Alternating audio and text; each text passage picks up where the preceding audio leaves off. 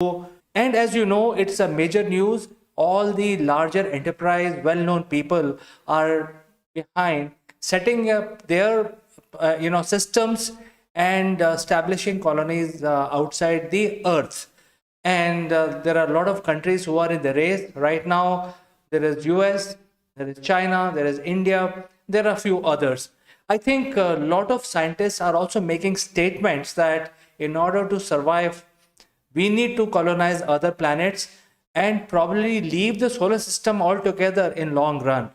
So I think when we go about setting up our colonies, sending humans outside the close and comfortable environment of Earth, what it takes to have a space travel. So I think there are technical challenges which we all know. The distance itself is a very big challenge for humans to leave Earth. Then there is a challenge with regard to radiation. But today, I think I would like to talk about the social element which is also involved in planning our trip outside the Earth. And if you take the closest star, that takes about 4 light years away. I mean, that is even if the light travels, it will take 4 years to reach the next neighborhood, which is in the close proximity as far as the universe is concerned.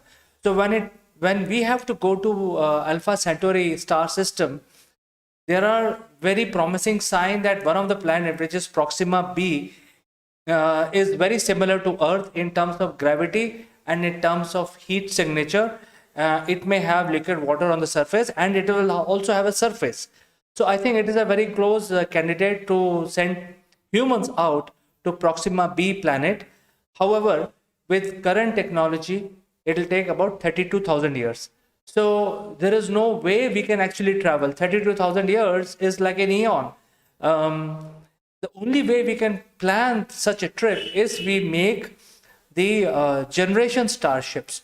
And when we talk about generation starships, it actually means that when bunch of people start their journey to Proxima B, they will be fully equipped to reproduce on the ship. And by the time they reach Proxima B, they will multiply, and there will be a separate humanity riding on the spaceship.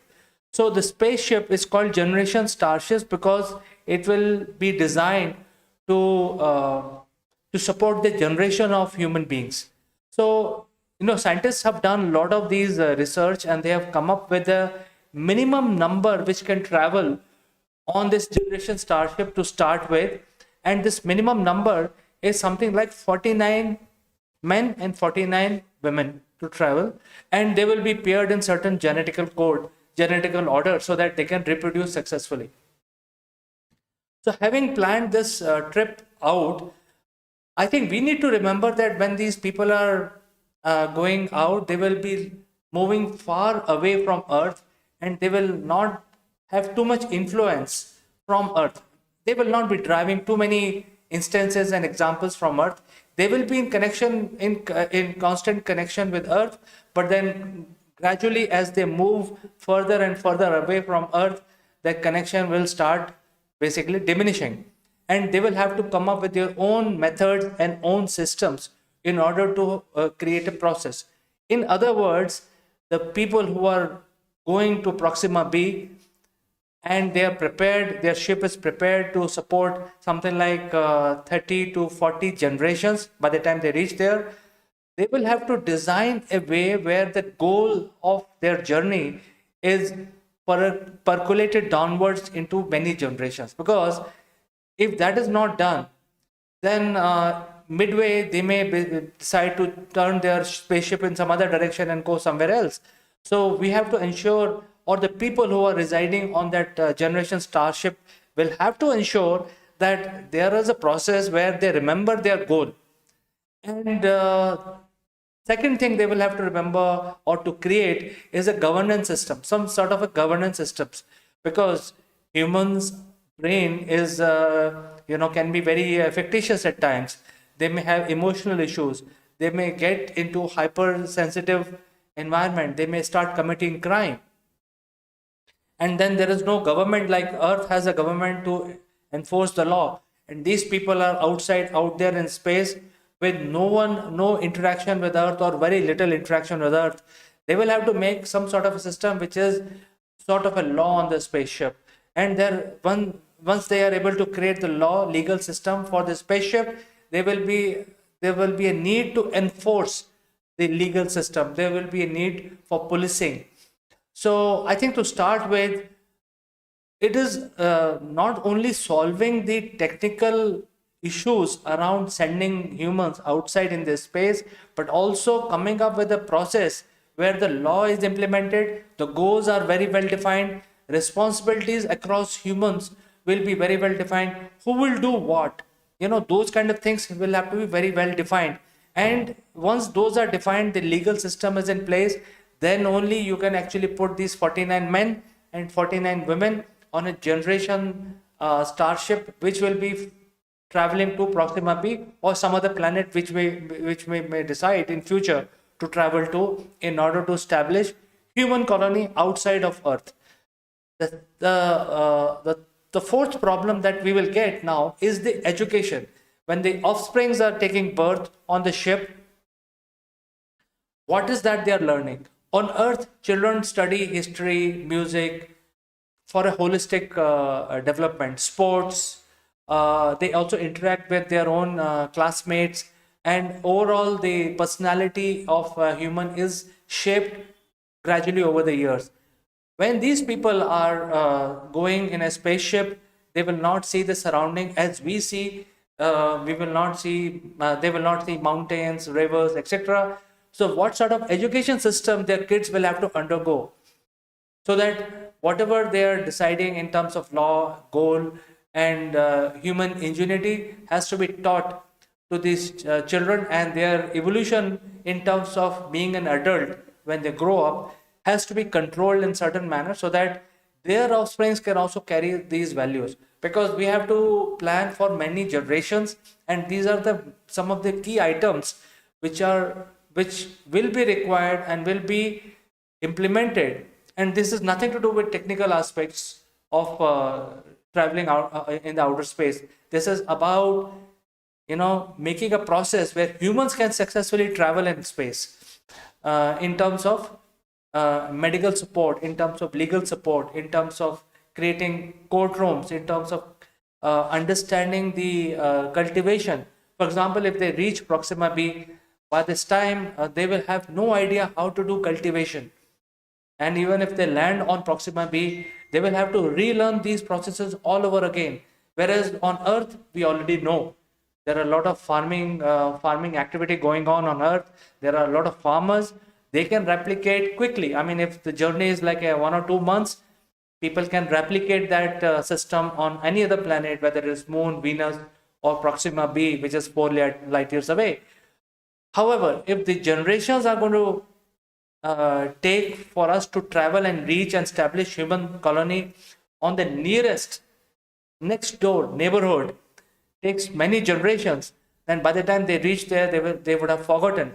So there has to be a process where this art, culture, and processes can be kept alive, because if we don't do that, then the humans will not be able to survive after landing on Proxima B. And friends, I think 49 or 50 people have to be onboarded on the generation starship. It's because at least 50% of these people will reach. I mean, the offsprings of 50% of these people will reach, and the chance of getting perished in the journey is diminished by 50%. That means if 50 men and 50 women start after multiple generations, at least 50% of the people, eventual number, will be able to establish their colony on Proxima B, provided they are able to get their act together during the journey and make a process, make a goal, and percolate this goal downwards into generations. It should not happen that they actually have a mutiny in between and they kill each other, because then the whole objective of sending humans to set up the next neighborhood colony is futile. Now that will be futile. So I think that is something that is very thought-provoking. And I thought, instead of discussing technical aspects of sending humans, I thought in this episode I will discuss the emotional and social aspects of sending people on a long, long journey in space. Friends, do send in your messages and I will respond, and I'll catch you in the next one.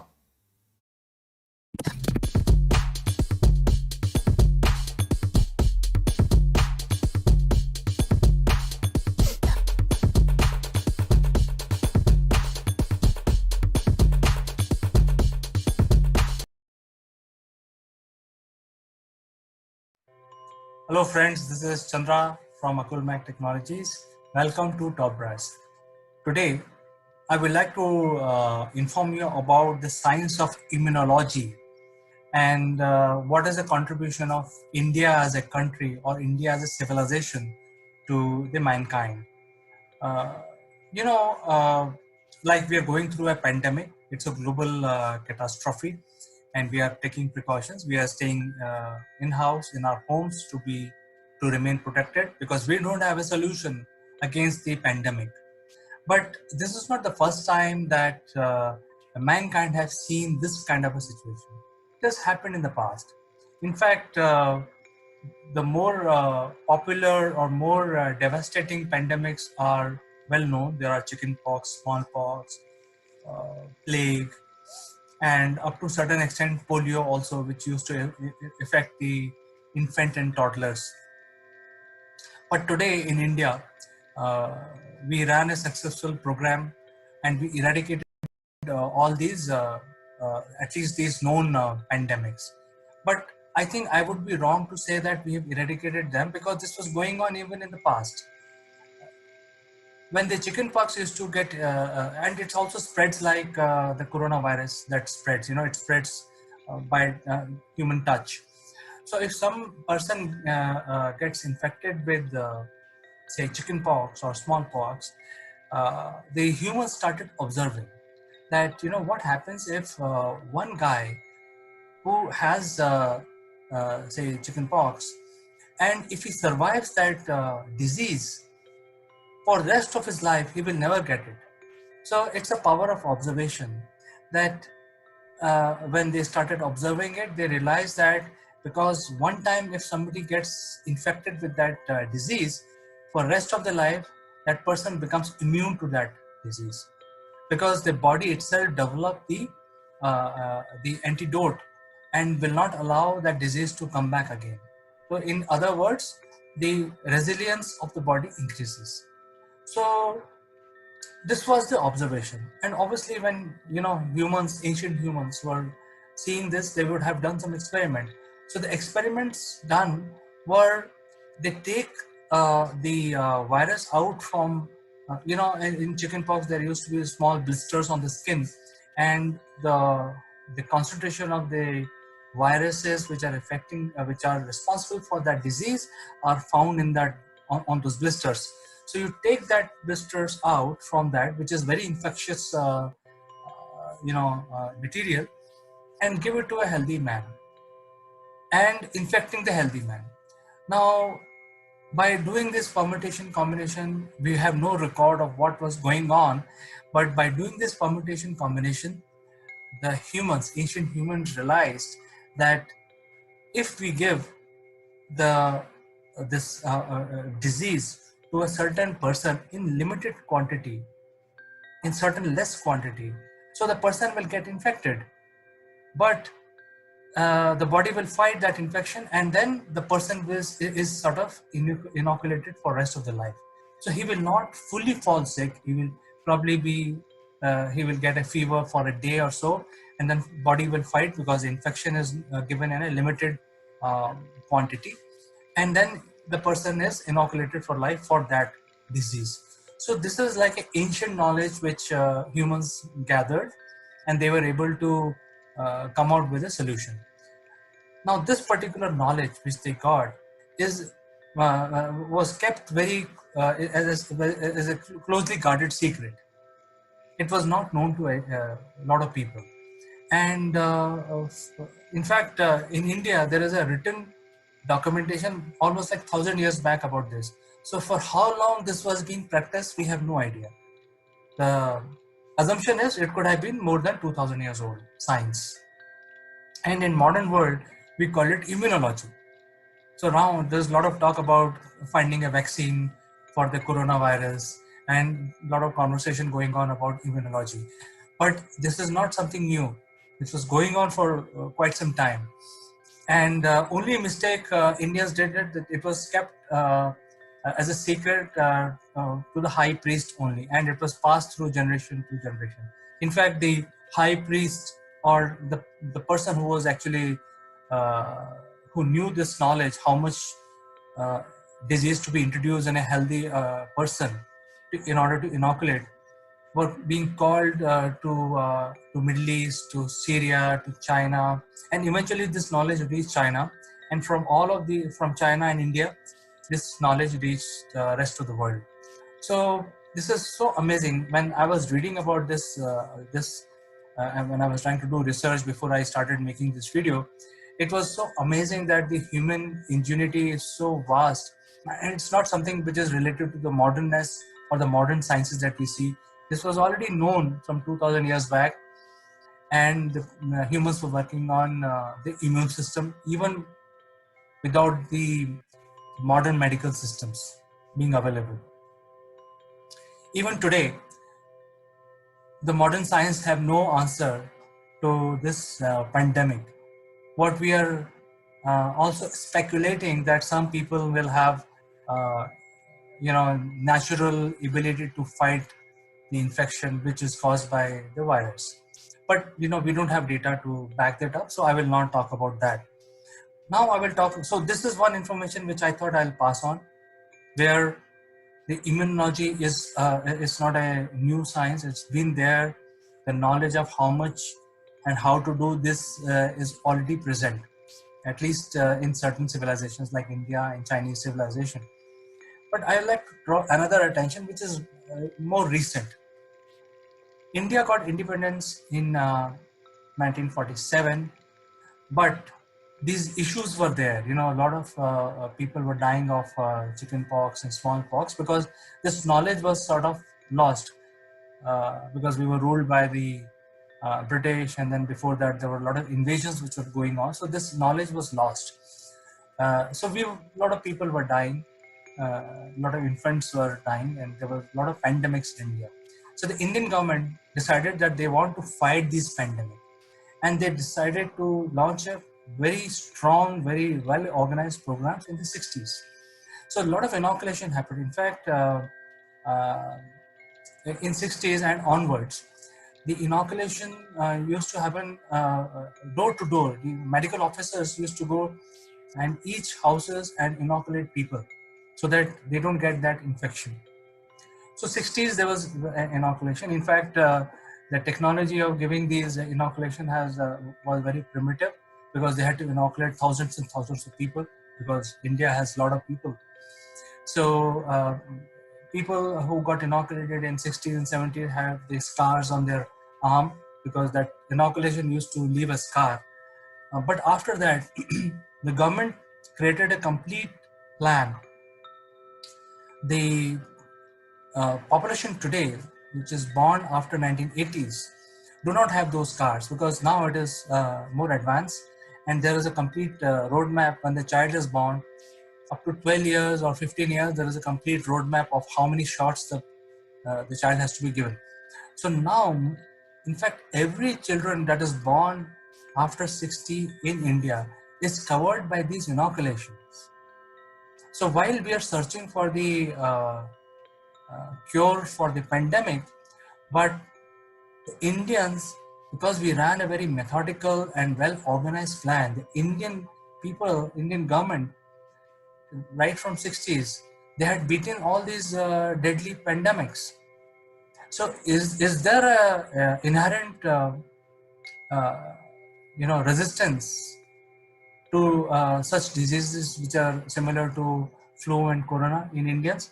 We don't know. I'm just saying that Indians may be less affected by this, but we don't have any proof, because the Indian people have gone through various inoculations as a mandatory exercise after 1960. Now let's talk about Iran. Iran is very badly affected. There are so many deaths. In fact, some people are saying that Iran is not revealing their numbers. So I will not get into that part.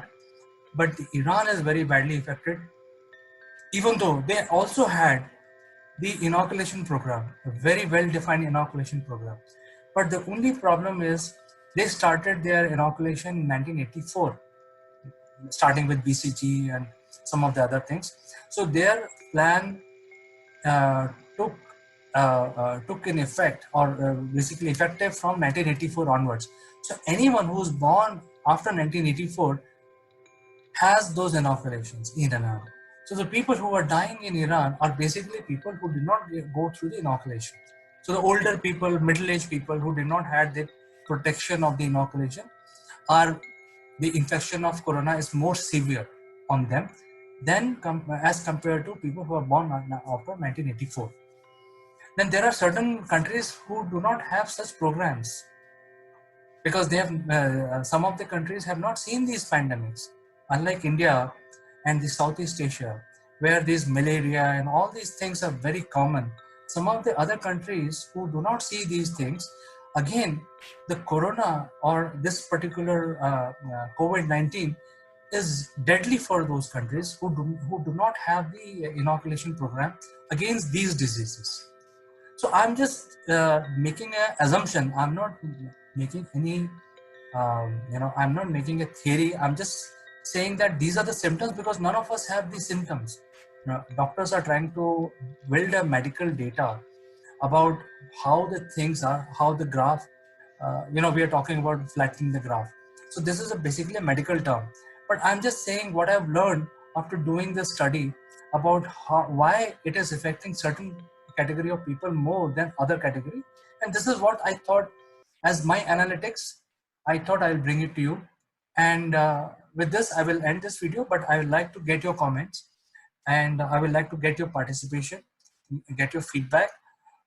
What do you think? Does it make any sense what I have just said, or you have any of your own theory, which I would like to hear from you?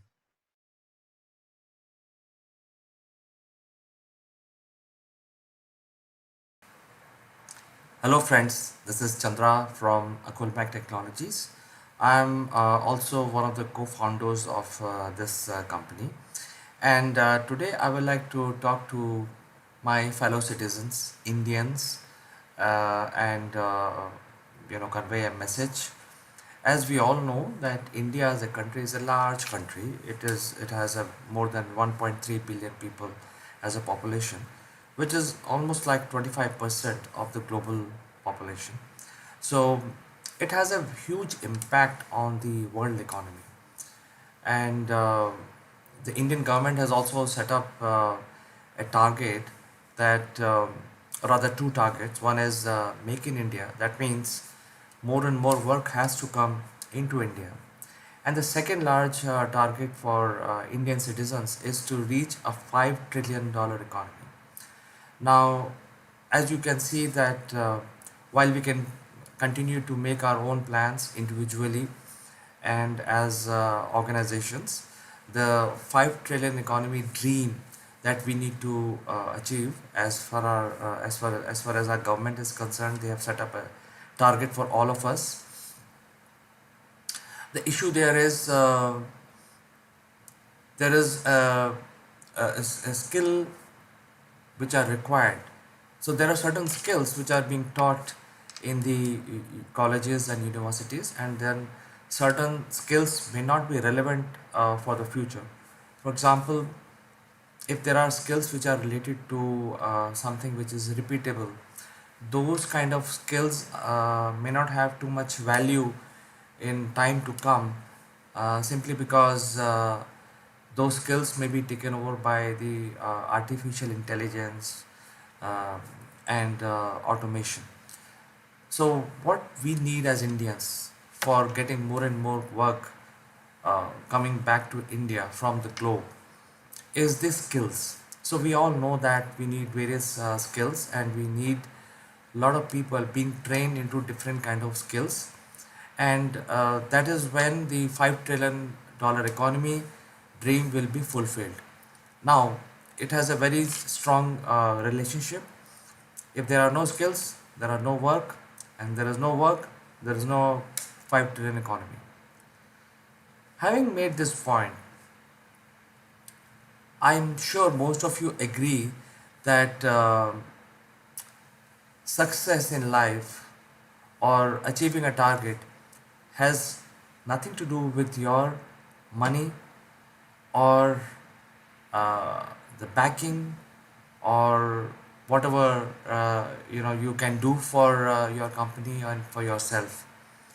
The two major qualities which are required in order to be successful and in order to achieve your dream is the leadership. Second is the teamwork. So these are the two qualities which are definitely required in addition to the skills that we need to develop.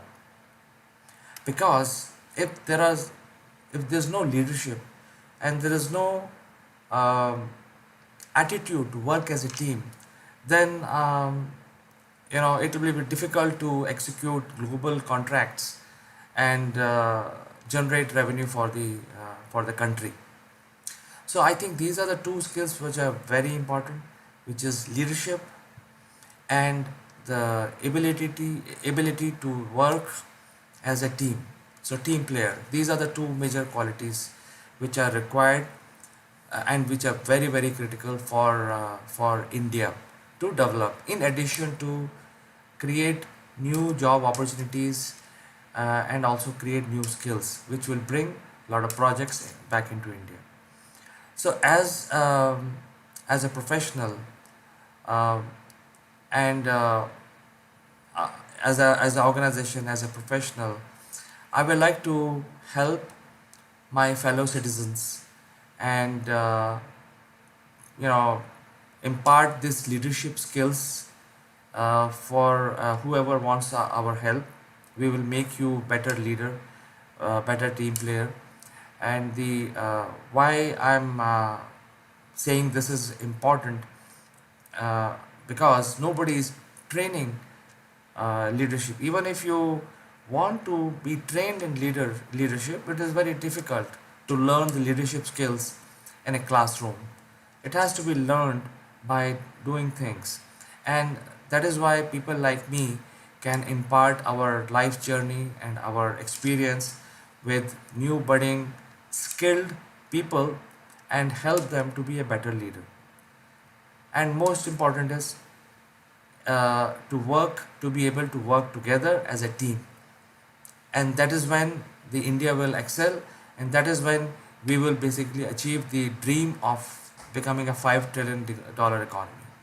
So with this small message, you can write to me. My website details are given below here. uh, you can reach out to me, and I will be more than willing to help and share my experience, and make sure that if you approach me, I will create a leader out of you. So with this, I'd like to say goodbye to you until next time. Bye bye.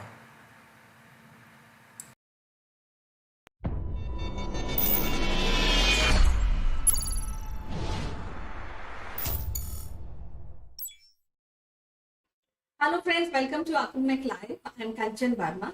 Today is 7th International Yoga Day. We'll be discussing about this particular day and the repercussion and the utility of Yoga Day in our episode today.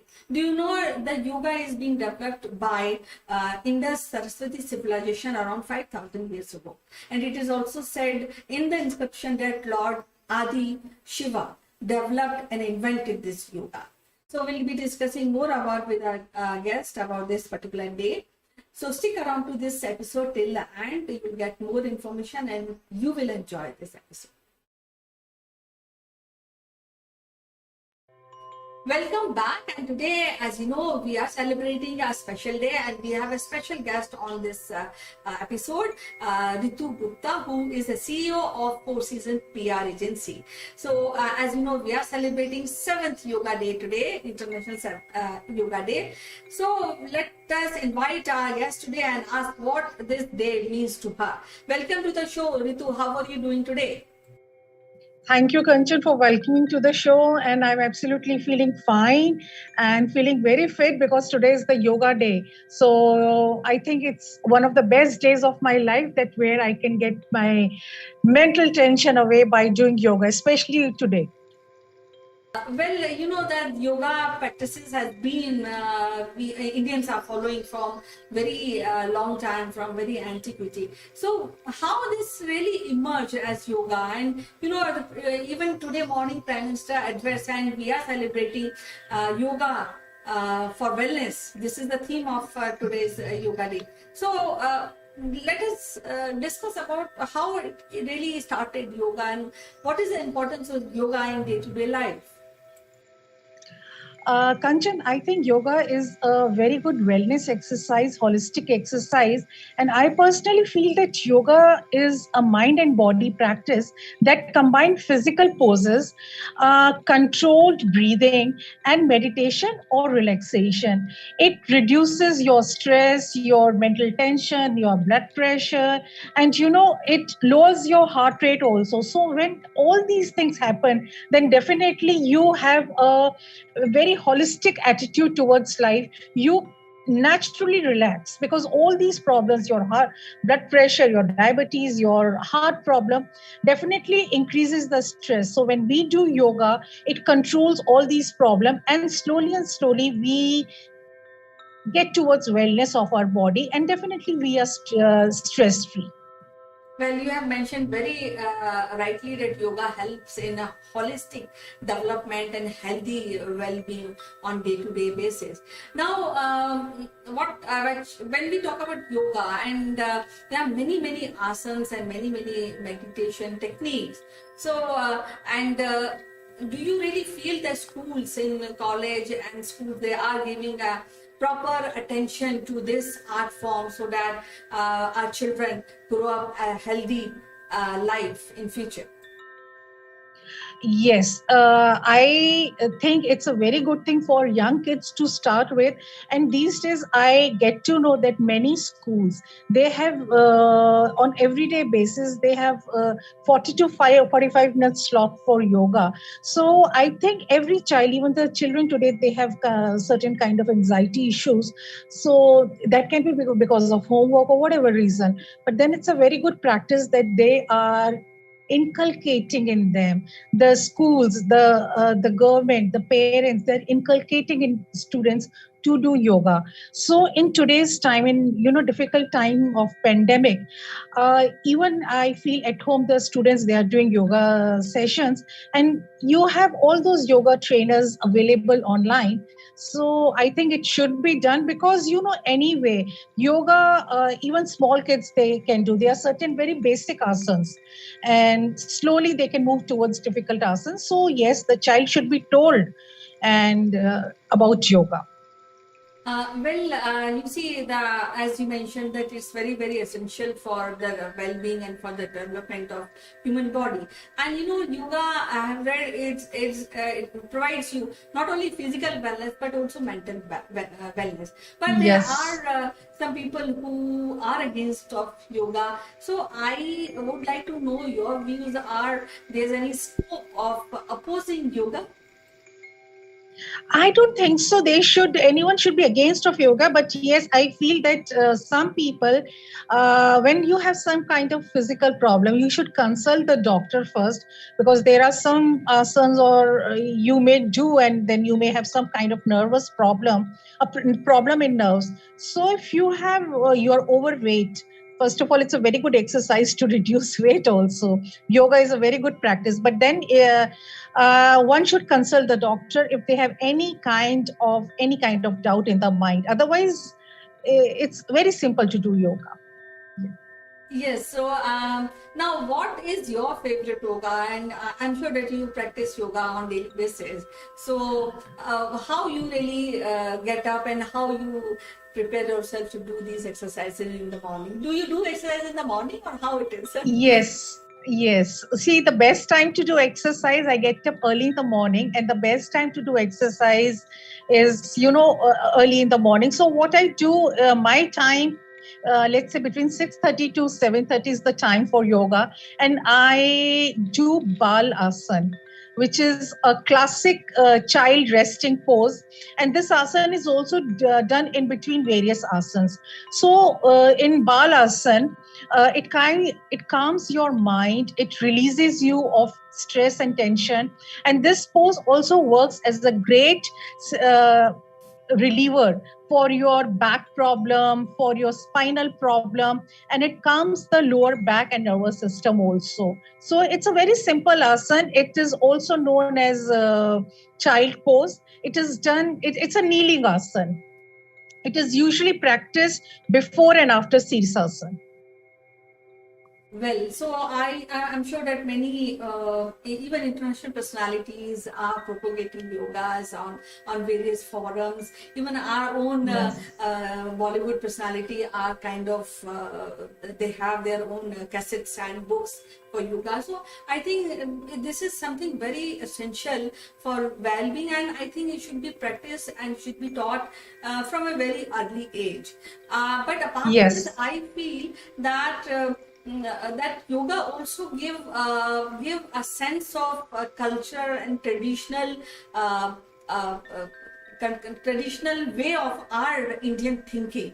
So, do you want to really speak about it? How it can help in being propagating Indianness and embracing the Indian culture and tradition? Yes, see, in today's world, we all know that our Indian culture is very rich. It's a very ancient culture, it's a rich culture. So I think every school, first of all, they should have a kind of a lesson, a kind of a chapter in their syllabus about yoga. Kids should be told about yoga, and they should be made to do yoga in school. And also, there should be awareness about it. People should be told about it, and on various level, even in RW, I see in my colony park. So I see there are many people who do yoga, and there are many people who are just giving yoga sessions free of cost.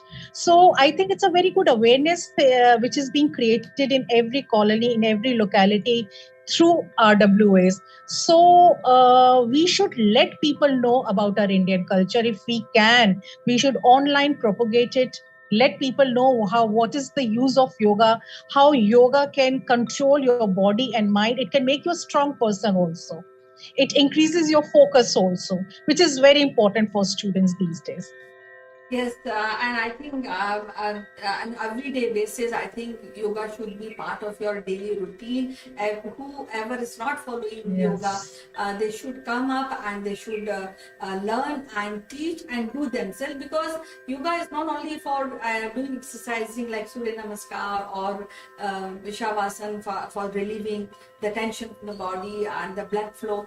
But apart of this, I think yoga is combined with many shlokas that can also Yes. increase your lungs power, which is also very very important, or doing alom vilom. These kind of things are very very essential during this COVID period, Yes. when people are really facing such a challenge on daily basis. Yes. They are at Yes. home. So any last thoughts about you want to convey to our listeners and viewers about this I particular issue? personally want to say those people who are efficient in yoga, who are doing yoga, who know benefits about yoga, should talk about it, should preach it. Among the people who are very much into corporate lives, they do not have time. They should tell them that how they can just take 10 minutes out of their life and should do, and they should practice yoga. And in this time of pandemic, many people, they have turned towards yoga because it is increasing your lungs power, it is helping you out in inhaling oxygen, it is helping in various other things also. So each one, should teach one. This should be the slogan. Each one teach one. Each one should make other person aware about yoga. Right. In the last, I just want to add one thought, because I would like to thank our Prime Minister, Mr. Narendra Modi, who initiated this idea on an international forum to celebrate 21st June as a Yoga Day. And this idea was initiated around, I think, 2014. And since then, Yes. we are celebrating this wonderful and Yes. thought-provoking day. So it was, as usual, very lovely to talk to you, Ritu, and we'll meet again. Thank you so much. We'll meet again. Thank you, Kanchan. Yes, Yes, pleasure. we'll meet again. Yes. Thank you. Bye-bye. Thank you so much. Bye-bye.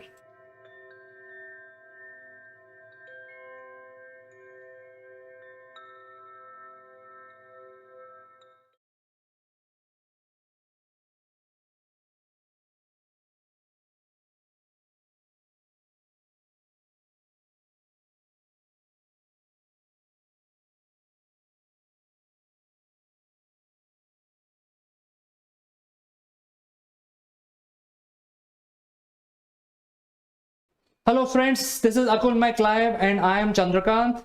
Today morning I received a email from my management consultant, very experienced management consultant with 20 years of experience, and this gentleman is asking for a job.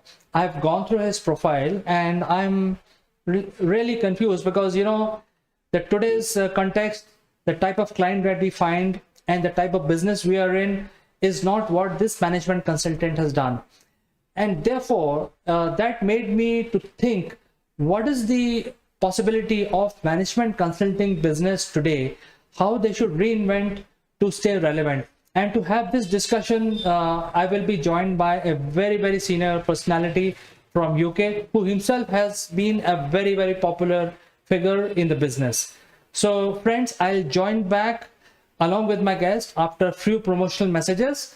Don't go anywhere. This is just a short break.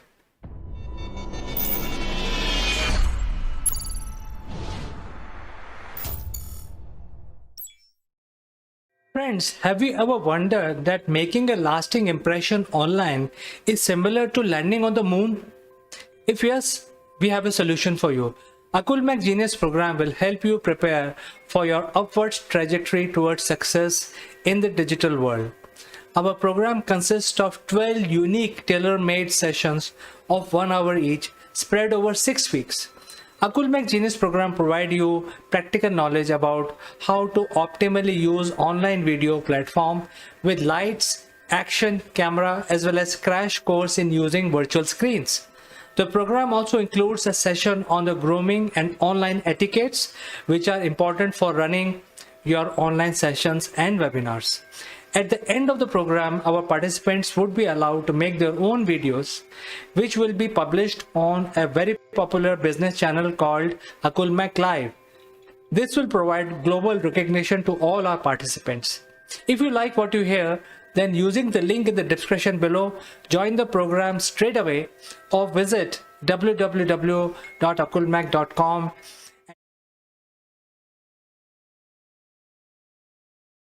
Welcome back, friends, and today we have a very interesting topic to discuss. It's about management consulting, and to discuss this we have a very distinguished guest in our studio, Mr. Neville Gund. Welcome to the show, Neville. How are you today?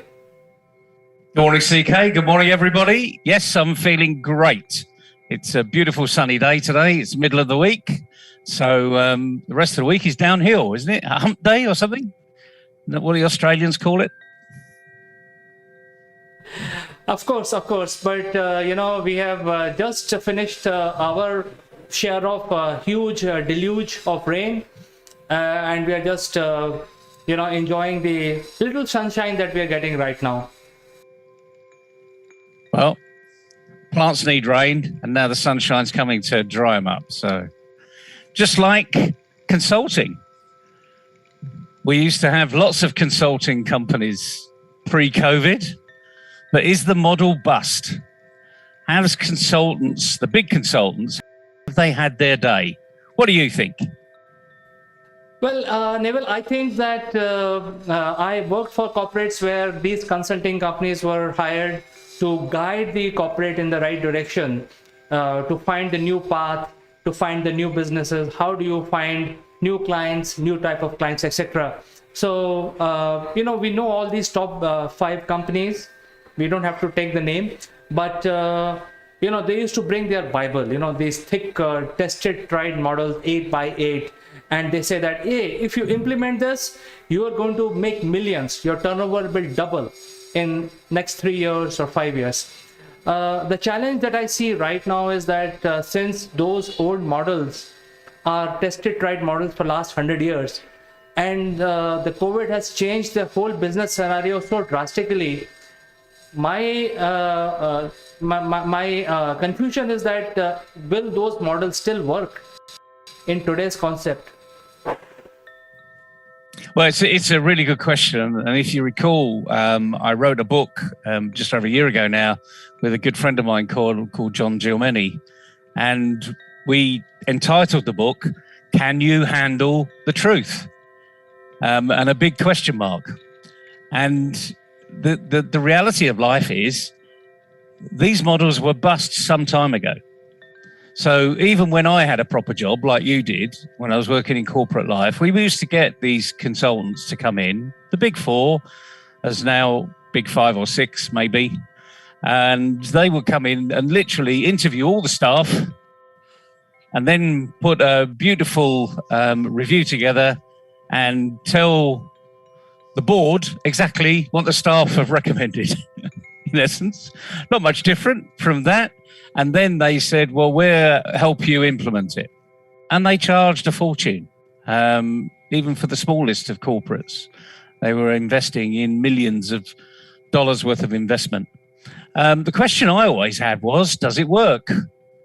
And of course, it probably would work if they implemented everything the members of staff, the employees, were suggesting they did. But these consulting groups have an unusual way of twisting things slightly so that it wasn't quite what you thought you'd suggested to them. And consequently, they never work because who's implementing them?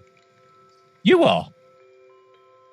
Very rarely do you see a wholesale change in an organization, in other words, people leaving, when you're implementing change. You tend to find you've got more consultants than you've ever had in the past, like a little army of ants that are crawling all over the place and trying to help you succeed. Now, I don't think that they're trying to make you fail. I mean, that's number one. But are they making you succeed? And I think COVID now is challenging even more than it did in the past. But it's challenging all of those organizations to say, so how have you succeeded over that period? How have you survived? What was it in the organization that made you get through it and be where you are today? And when your organizations start to ask those questions and see actually how good they are, and some of these are small companies and some of these are huge companies, but they've got through a storm. This wasn't a storm that could be predicted. This wasn't on the weather map. There was always the zombie virus that people were talking about, the millennium bug. You remember that? 2000, what's going to happen when the clocks suddenly turn to the 2000 agenda as opposed to a 1999. And not a lot's happened in those arenas. But you couldn't plan for this, really. But you needed to it needed to happen when you're on your feet. So this is about how robust have your people been? How robust have your systems been? We hear about cybersecurity infiltrating the arena, but fundamentally the best form of cybersecurity is having smart people. Not opening that email that looks like it's come from Coca-Cola, but actually it's got Coca-Cola1.com. Well, that's not a Coca-Cola address. There's someone that's been very smart. So I think where we are is we're in this, are we in this no man's land? I think we are. What do you think? Do you think we're in this no man's land where people are saying, can we put the old models back? Can we bring in our previous consultants to help us through this period? Now we're coming into, we've survived, but now we want to look at growth. Will they automatically go for their consultancy model and bring in people that have helped them in the past? I think these are big questions. I'd be interested to know what you think. Well, Neville, I think this idea triggered today morning when I got an email from a friend of mine, and he said that his friend is looking for a management consulting role. Do you have some leads? And that got me thinking, because even if we hire this management consultant, what he's going to do for us? We have to really, even to interview this person, we should have right questions. So I was not sure what to reply, and that made me to start thinking about big fours and big fives. They used to come with a strategy saying that, hey, if you fire so many people in 3 years, you will double your revenue. Your share price will zoom. And that is what they used to do. Actually, you fire a lot of people, give them a golden handshake and let them go, and over 3 years it's a no-brainer. Your share price will improve, the CEO will make his incentives and move on. So that used to be the plan in those days. That plan is not going to work now, because everybody has moved on. There is nobody to fire. So how do you steer the company in the right direction? So that is why my question today, Neville, I don't think the old book or Bible of management consulting will work for companies of today. So in essence, what you're saying is that the companies have been through the hardship, and then they've had to get rid of what you might call dead wood, for want of a better term. And it just so happens that the COVID crisis has probably identified a lot more dead wood in the organisation than perhaps you would have thought of previously. I mean, it's an interesting arena. I mean, I always have a little smile on my face when I get that type of email, because let me just ask you, what's the role of management consultants? What do they do? Just simply, not in detail. What do they do? Well, I think, in my opinion, please, viewers, please pardon me, because I'm going to talk what I think. These management consultants will come to your office, will interview or pretend to interview thousands of people across the board. They spend 2 months, 3 months, and they bill you for that, for interviewing and listening to your story, boring story. Hey, what happened? What didn't work? What worked? Etc. They are not doing anything with that. After 3 months over, when you have already paid $1 million to them, they will come up with their own plan, as if they have done a lot of research within their after taking your interviews, and they have come out with a very tailor-made plan. But in reality, it's the same plan. IBM would have got the same plan. CSE would have got the same plan. HP would have got the same plan from the same consulting company. And that plan is a 3-year plan. You implement this matrix 8 by 8, get rid of deadwood, and within 3 years, you'll find new clients, you'll find new revenue, your share price will double, and they will walk away with their incentive after 3 years. So I think that is what I feel personally. And my disclaimer is, it is just what I feel. I may be wrong also, but this is what I felt as a client of these big fours. I like anything else, and this is about what you and I think here, and some of it is evidenced. And indeed, you've more or less said exactly what we said in the book, Can You Handle the Truth? Because that's what they do. And the interesting thing is, do you know what? They've done it for many years, and it works. But the interesting thing is, there is a different way of doing it, and you could do it yourself.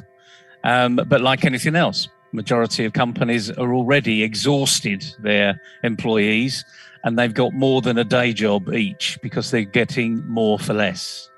But I'd just like to go back to the very simple thing about what consultants do. What they do is that they take you, what you believe they will do is take you to another level, to another plane, to improve your KPIs, your profit, your loss statement, your cash flow, stabilize your balance sheet, improve your balance sheet, get you more money, whatever it is. But the point about consultants is they're, in many respects, stopping the rot, if you want to call it one thing. I call it behavioural waste, and actually taking behavioural waste out of the system and putting new processes in place. They wouldn't know what behavioural waste was, most of them, but that's in essence what they're doing. So the key thing is, when you got that email from someone who's a friend of a consultant, weren't they doing it for themselves? Why isn't this business consultant actually doing it for themselves? They're always asking, lots of small consultancies are always asking for referrals into other organizations. And the interesting thing is, I don't want a referral in. I want to go and say, so what are you doing? How are you doing this? What are you doing about it? Because that's what they do. That's what consultants do. They ask questions. But they're not asking questions of themselves. Where am I getting business from? What is my core business? How am I going to grow? What processes am I adopting that are a complete waste of time? What processes should I be adopting? And I think this is the challenge, actually, of the small consultant. Because the really good ones are always employed. Always. They've got more work than they can actually take on. And the thing is about the next tier, it's like boom and bust. When they're employed, it's great. When they're not employed, they're asking for referrals. They need to start asking themselves questions. What was it I did when I was fully employed? What was that client saying to me? How am I going to promote myself? Because that's how they get into the next tier and be fully employed. It really is as simple as that. I don't want to make it complicated, because it's not. It might be difficult because you've never done it before. But once you start to get into that motion, then you'll get it. Now, another thing, you and I get emails all the time from all over the place. I get a load of emails and asked to be connected on LinkedIn. What's the biggest thing on LinkedIn that you've had people offering you recently? Well, Neville, I think the biggest thing that I hear from people is how you can sell yourself on LinkedIn. Exactly. I almost sort of, I led you into the answer. It wasn't deliberate, but how can you improve yourself on LinkedIn? What have you got to do? So all of these LinkedIn so-called experts, and I'll say so-called because there aren't that many that are that good, because they're all following very much a similar routine. But when you meet one of them, why isn't this management consultant investing in one of them? Because the management consultant is actually asking a company to invest in them. So you can't actually say, well, you do it this way, but that's not for me, because you're telling them to do exactly what you're prepared not to do. So I always find this a fascinating arena where people say, a bit down on my luck at the moment, I'm a management consultant, can you help me? Why? It's a bit like an IT expert, why do you need my help? If you're that good, you should have a string of companies out there. If you're young and new to the game, yeah, I'll help you. Absolutely not a problem. But I'm not going to do it for you. I'm going to ask you some pretty tough questions. And for those listening, if you want me to ask you those questions, I just have. So listen back to what we said in this discussion, because it's about growth. It's about survival initially, and it's about growth. Have I got a business? Is it scalable? Is it just a me? Is it a cottage industry? Can I collaborate with other people? All of these questions we can ask ourselves if we're in the right mindset. And I guess it always comes down to having the right mindset. Thinking about what I've just said here about that consultant that's, asking for you to help them. Has that given you any thoughts about what help you're going to give them? Well, I don't have an answer actually. I'm don't know what to reply to him. I can't tell him, hey, there are no jobs. Even if I circulate your CV, there will be no response.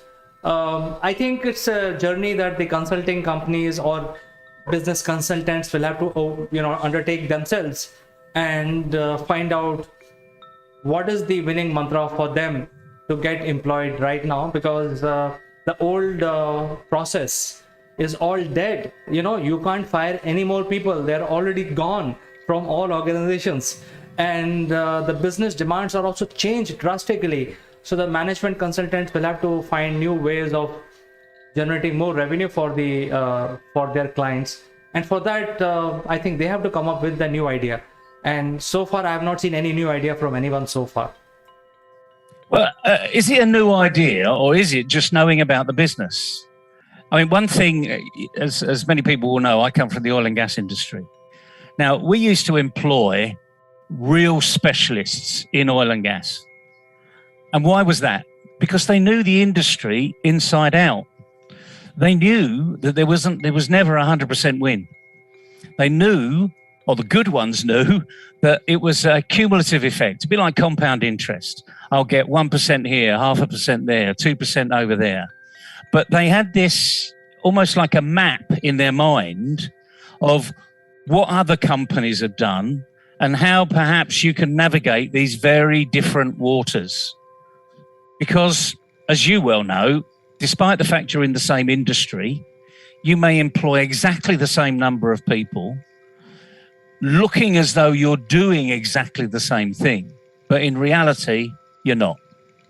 Because you've got a different people dynamic internally. You've got different shareholder base. You're on a different path to growth. You may be a pure punt in the arena, or maybe you're more of the stable influence. People are looking not for huge capital growth. Your investors are looking for sustainable growth, which is through the P&L as opposed to through the balance sheet. So I think there's a fantastic opportunity currently for really good, independent, or the large consultancies. They can help a company think about why are they doing what they're doing. They can help them go through a business process review. I'll now use the term BPR, because in corporate world, BPR is pretty common. But again, the reality is most organizations don't actually do a business process review more than twice in their lifetime. So when the average age of a corporate is 30 years these days, twice, once every 15 years, my goodness, that's not enough. It's not good enough. Things are changing. If you do it once every 15 years and forget that there's a digital transformation happening out there, you could be dead. So this is how fun this arena can be. And, I would love to go back into the world of consult. Oh, no, I'll take that back, actually. I wouldn't love to go back into the world of consultancy. It's hard work once you get in there. But I think there's a great opportunity for the right consultants to say, here I am, this is what I'm really good at, this is what I've done for someone else in the same industry. That looks like a good company to go and address, knock on the door. That's the way you do it. Just knock on the door. You are showing that you are doing something different to everybody else. I was talking to on a business bunker the other day, and we were talking about a lot of the complaints in the world is that there aren't many jobs.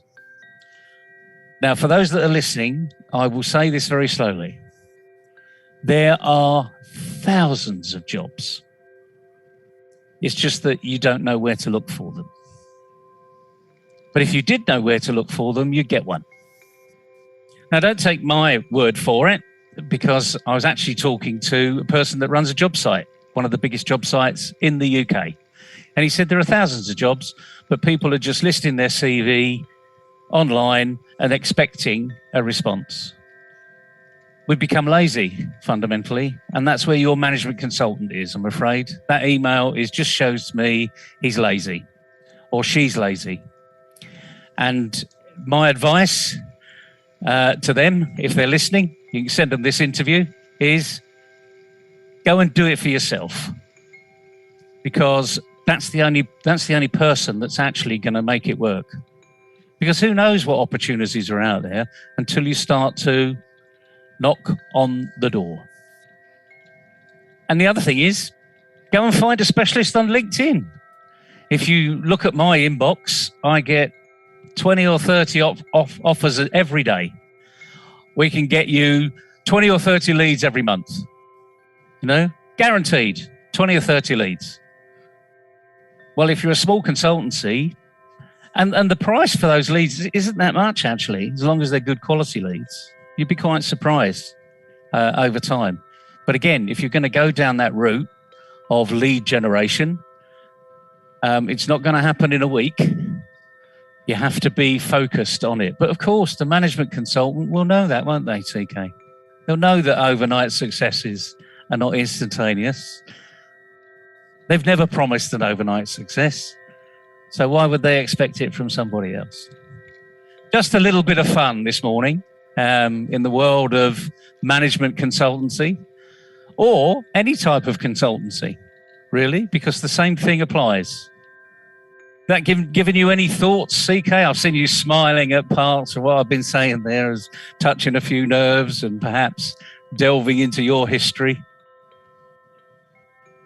Well, Neville, I think you made a very good comment. That is, first, management consultant has to understand the business as it exists today, and then make a pitch. Because if he doesn't know the business, then there is no business for him also. So I think we can end our discussion today with this message that please understand the business today. Produce a pitch which works, which people buy in. And if you don't do that, then there is no work for you, actually. So I think as a management consultant, you need to reinvent like everyone else. You know, we are also reinventing ourselves. So even management consulting arena needs to reinvent himself in order to stay relevant. So Neville, thank you so much for finding time and talking about this very important subject this morning. My pleasure, CK. Good luck, everybody, and go and knock on some doors. You never know what's available. And before you start knocking on the doors, make sure that your pitch is right. So absolutely. All right, Neville, you have a good morning and a great day today ahead, and we will catch up with you tomorrow again on something even more interesting. Cheerio, everybody.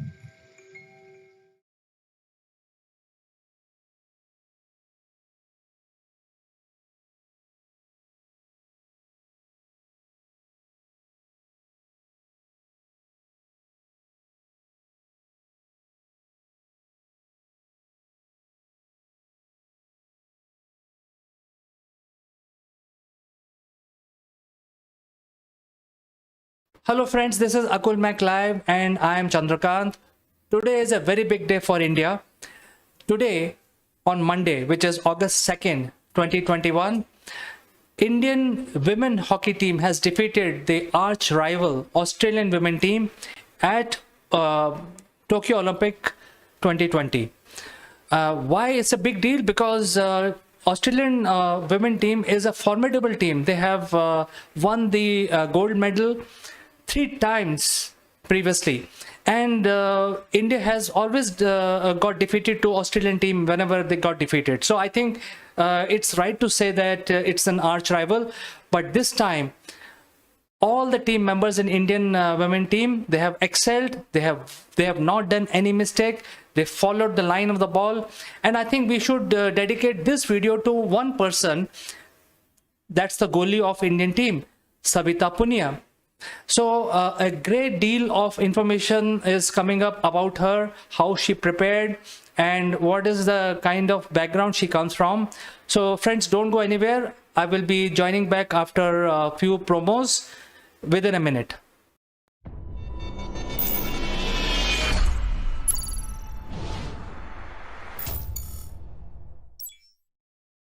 Friends, have you ever wondered that making a lasting impression online is similar to landing on the moon? If yes, we have a solution for you. Akulmach Genius program will help you prepare for your upwards trajectory towards success in the digital world. Our program consists of 12 unique tailor-made sessions of 1 hour each, spread over 6 weeks. Akulmach Genius program provide you practical knowledge about how to optimally use online video platform with lights, action, camera, as well as crash course in using virtual screens. The program also includes a session on the grooming and online etiquettes, which are important for running your online sessions and webinars. At the end of the program, our participants would be allowed to make their own videos, which will be published on a very popular business channel called Akulmach Live. This will provide global recognition to all our participants. If you like what you hear, then using the link in the description below, join the program straight away or visit www.akulmach.com and click on Genius program to know more.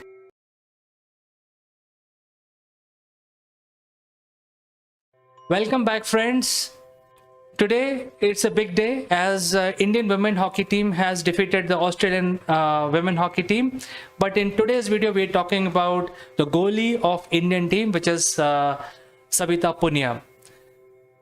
The 30-year-old throttled every Australian attack to help India register a 1-0 win to reach semi-finals of Tokyo Olympics. In the final minutes of the game, the Australia got 2 penalty corners, but Savita ensured to keep a clean sheet. She lay on the ground to push the ball away from Aussie players. The commentator also said she has made the most important save for Indian hockey, thus earning the name The Wall. Let's understand a little bit about the background of how this great player became The Wall. Back in 2003, when young Savita Punia joined Haryana government hockey nursery at Sirsa under the coach Sundar Singh Kharap, she would often ferry her goalkeeper's kit on Haryana roadways buses from her village Jotka. She would often complain to her father about bus conductors not respecting her kit or not letting her board due to 2 kits. Her father used to work as a pharmacist, and young Savita's interest in hockey would grow as her grandfather, Ranjit Singh Punia, a farmer by profession, would listen to the radio commentary of hockey matches and take her along to the local games. Mahinder would take Savita to hockey nursery at nearby Sirsa in 2003, where the coach Khara was posted as a coach. While Savita initially wanted to be a forward or a midfielder, according to her grandfather's wishes, Kharab insisted on grooming her as a goalkeeper. Kharab trained Savita from 2003 to 2007, but then his transfer order came and she was shifted to Hisar, where he took Savita along to get her trained before she was selected for by the Sports Authority of India Center and to play there. The youngster would play for Haryana junior team and often compete for a spot along with players in Shahabad, a town famous for producing more than 10 international players, including current skipper Rani.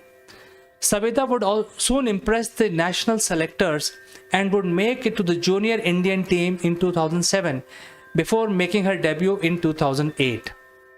As a goalkeeper, her footwork and arm and leg positions were very good, even in her junior days, and she would also make sure to spend a lot of time with the team forwards and midfielders to understand their thinking. Whether it is summer or winter, she will always be ready to train. She will keep her kit always ready to go. She had a lot of patience, and that helped her a lot. Once at a tournament in Delhi, Haryana's 2 teams, one from Shahabad and other from Hisar, and Savita's was playing from Hisar, played in the final. Even though Hisar lost, the former Indian player and coach M.K. Kaushik and Amrit Bose forwarded her name to be included in junior team camp. Against Australia on Monday, which is today, quarterfinals, Savita made number of saves. She helped India win Asia Cup in 2007, where she was declared the best goalkeeper, and the silver medal at 2018 Asian Games. Today's match against Australia, she was always in the line of the ball, made some direct saves too. Even though Australia did not have their experienced penalty corner specialist, she made sure that India survived the last quarter. And earlier in the tournament, she did not follow the line of the ball and let a goal in. She learned from such mistake, and hopefully in the semis too, she will be like a wall. So, friends, we look forward to the semi-finals, and we expect Indian women hockey team to score gold for India. So we will keep following this, and kudos to everyone in Indian women hockey team, and especially to the wall, our hero, Savita Punia.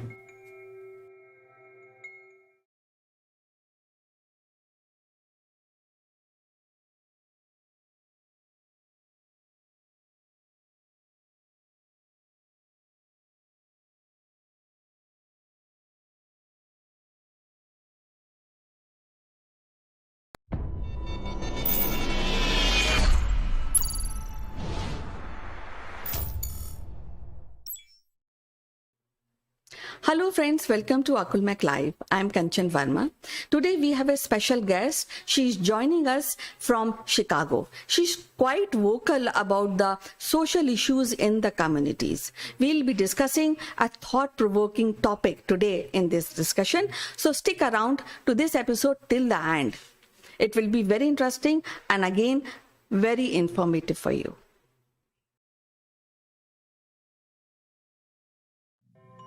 Welcome back, and today we have a very special guest with us. She is Mrs. Pramila Kumar. She is heading Radio Pani Puri, internet radio channel, and she is based at Chicago. So without wasting any further time, I would like to welcome Pramila. Pramila, welcome to our show. How are you doing today? I'm very good. Thank you, Kanchan. Thank you for having me in your show for Akulmach. Really delighted to be there. Pramila, you know that you also run an organization called Sanjeevani, where you help people with little disorders like mental health or domestic violence and many more. So today we'll be talking about mental health. So what do you really understand by mental health? So Kanchan, we all have physical health, correct? So if we have a concern, fever, diabetes, heart problems, we all go to the doctor to take care of our physical health. Just like physical health, all of us also have mental health. And mental health includes our emotional, psychological, and social well-being. It affects how we think, feel, and act. It also helps us determine that how we are able to handle stress compared to whatever is happening in the world right now. So like physical health, mental health is very important in every stage of life, from kids, teenagers, adolescents, youth, and of course through adulthood. So like physical health, and the reason I'm mentioning physical health time and again, because then it's easy for the community to understand. If it's important to take care of physical health, it's equally important to take care of your mental health. So in the course of our lives, we all go through mental health problems. Everyone has concerns. Ups and downs always keep happening in life. Mood changes will happen. Behavior will change accordingly.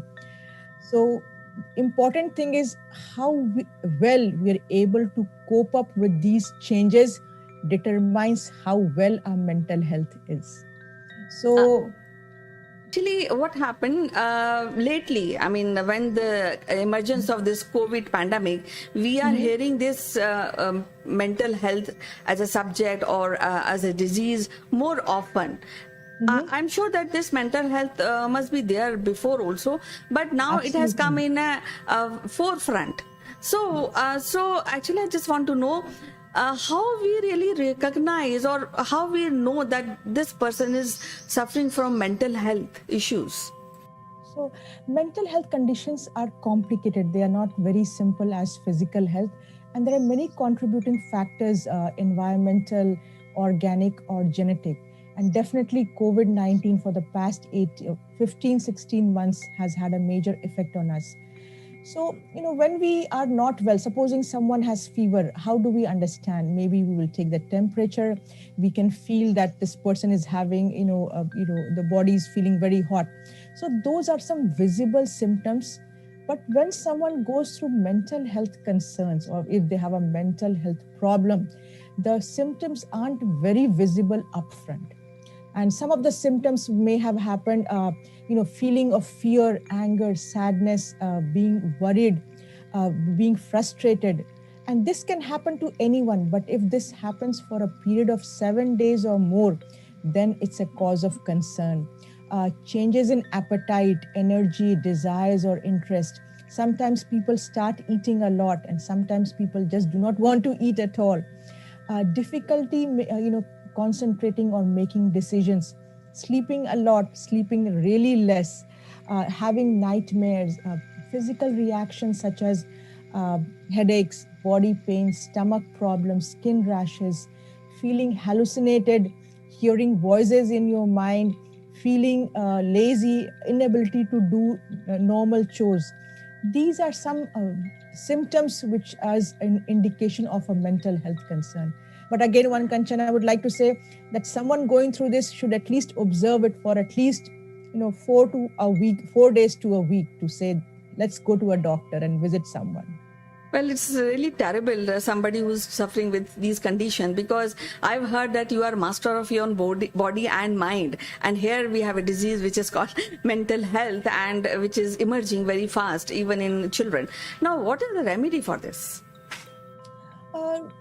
One of this is awareness and recognition to decide, if I'm not well physically, I will seek help immediately. I'm going to take medicines.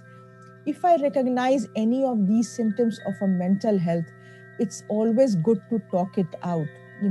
Maybe go to a doctor, go to a trusted person, go to an organization as needed. Not every mental health concern will require a doctor or a professional.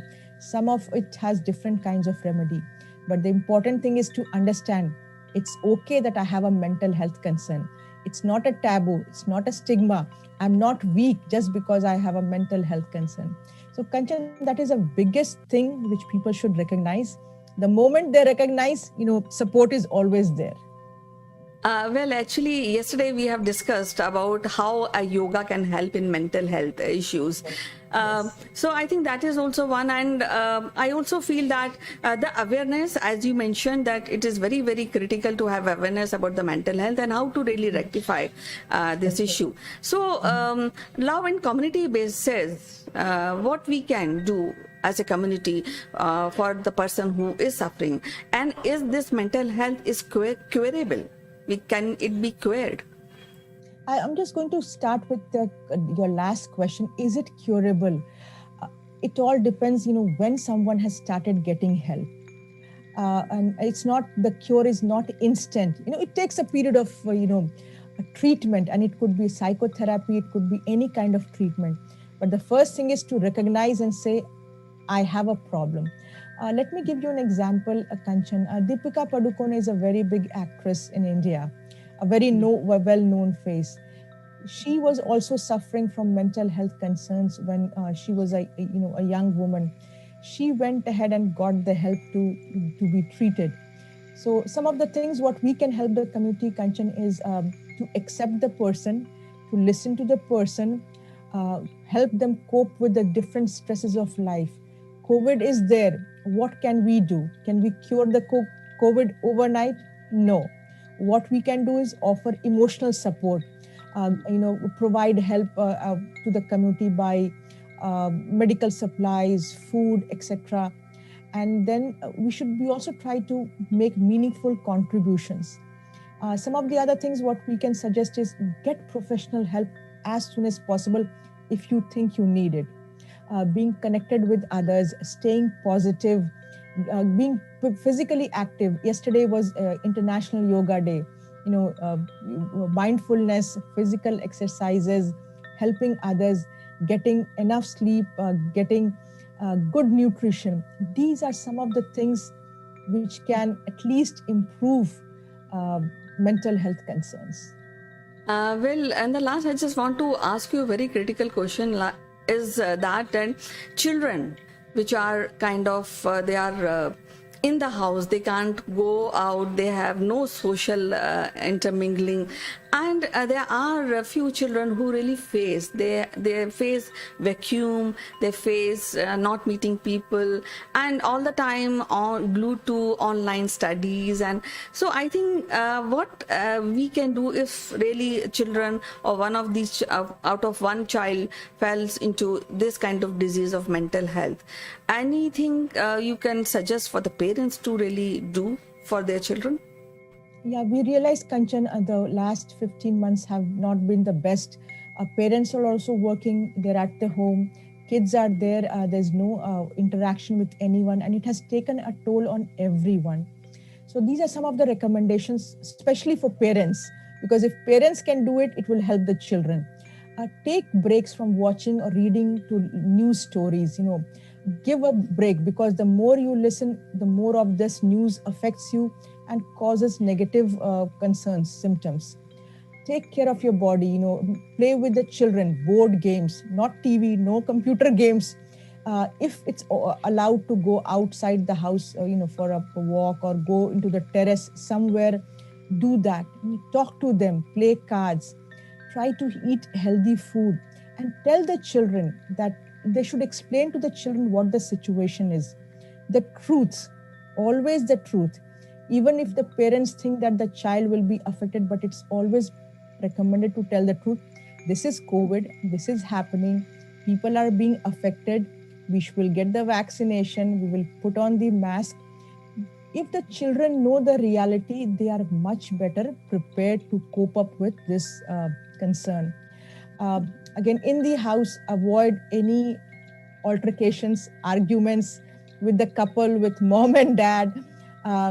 Avoid alcohol, tobacco, or any substance is abuse, and continue with a routine. We always recommend, just because a child is not going to school does not mean he or she is not going to take a bath, not change into proper clothes, not eat breakfast.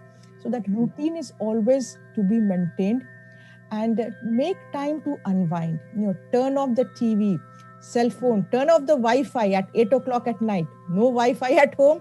So that is a time to unwind. And also we all strongly recommend, because everyone is in isolation, let the parents, the child connect with themselves and also with the extended family.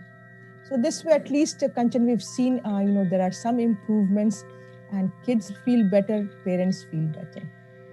Pramila, it is always lovely to talk to you, and we'll be meeting in our next episode with another topic which will be thought-provoking for our audience. Till then, bye-bye, and you take care.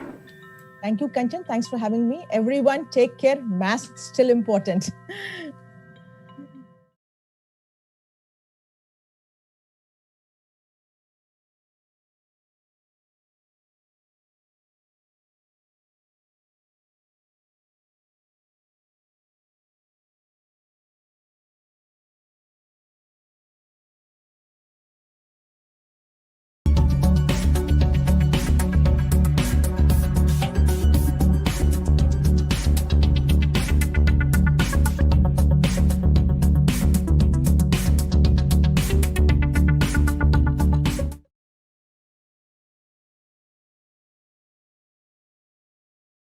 Hello, friends. Welcome to Akulmach Live, and I'm going to bring very interesting facts about the movie industry. And if you remember that a few months back, Mr. Tom Cruise had announced that he is going to tie up with Elon Musk, space agency, to shoot for the first time in space. The Hollywood movie, which will be shot completely in outer space, all the sequences and all the action scenes will be shot in space in zero gravity environment. And then we had brought this news to you a few months back, and we also told you that the Russians have probably beaten the Americans once again, and they had blasted off in space for their own using their own space agencies, and for their own movie production. And this time they have already finished the shooting, and they were there in space for 12 days, and they have finished the shooting in their entirely zero gravity environment, and now they are heading back to Earth. This movie is called Challenge, and this is starring a very popular actress in the lead role from Russia called Yulia Perislid. And the whole movie is about the emergency surgery being done in this space. And this is about the doctor, which is played by Yulia, traveling to space to ISS to perform this emergency surgery in outer space. So we will actually come to know more about this movie. I think the interesting part is this is the final frontier as far as the mankind is concerned, and this is the first movie ever shot entirely in space in zero gravity environment. So we are waiting to see how this movie comes out, because I'm sure the scenes will be very realistic. So friends, are you waiting for this movie or not? Do write in and send in your comments, and I will catch you in the next one.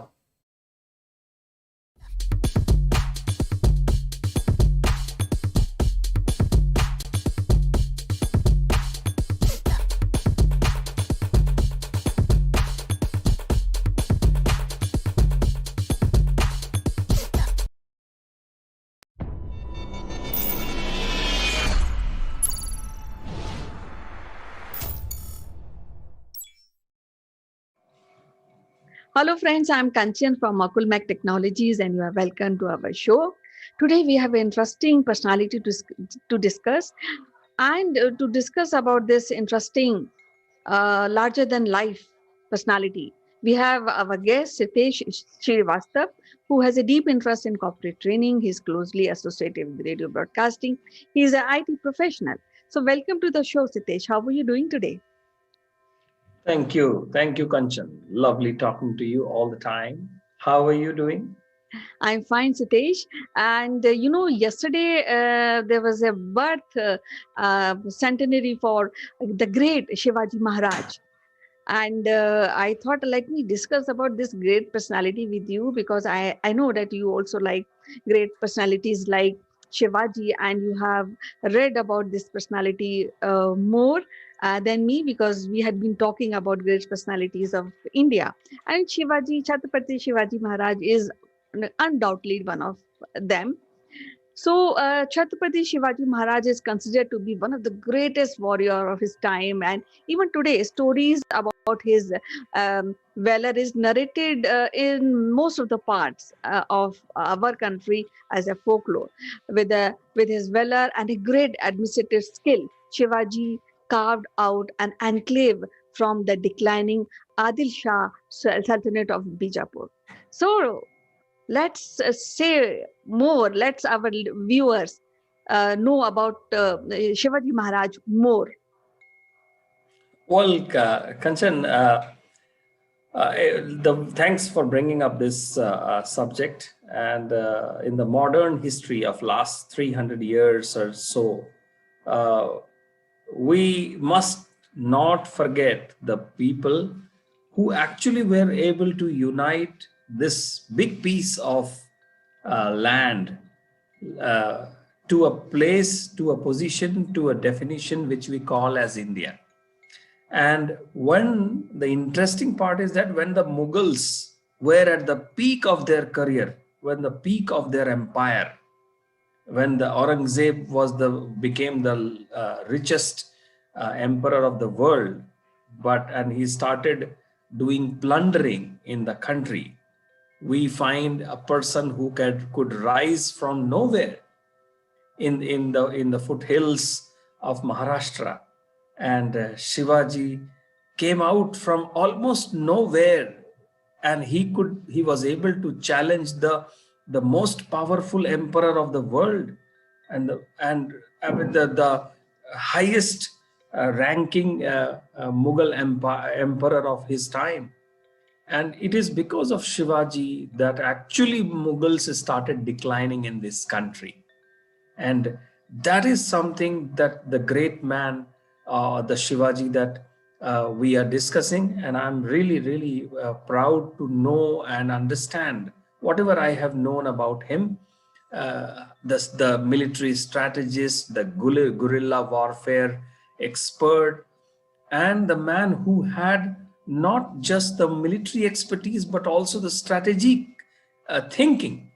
And that strategic thinking was enormous, that even after Shivaji passed away, the Peshwas that he created, that structure, they were able to control the Mughals, and from one time emperors, they became just uh, the subjects of the Maratha warriors, all because of Shivaji.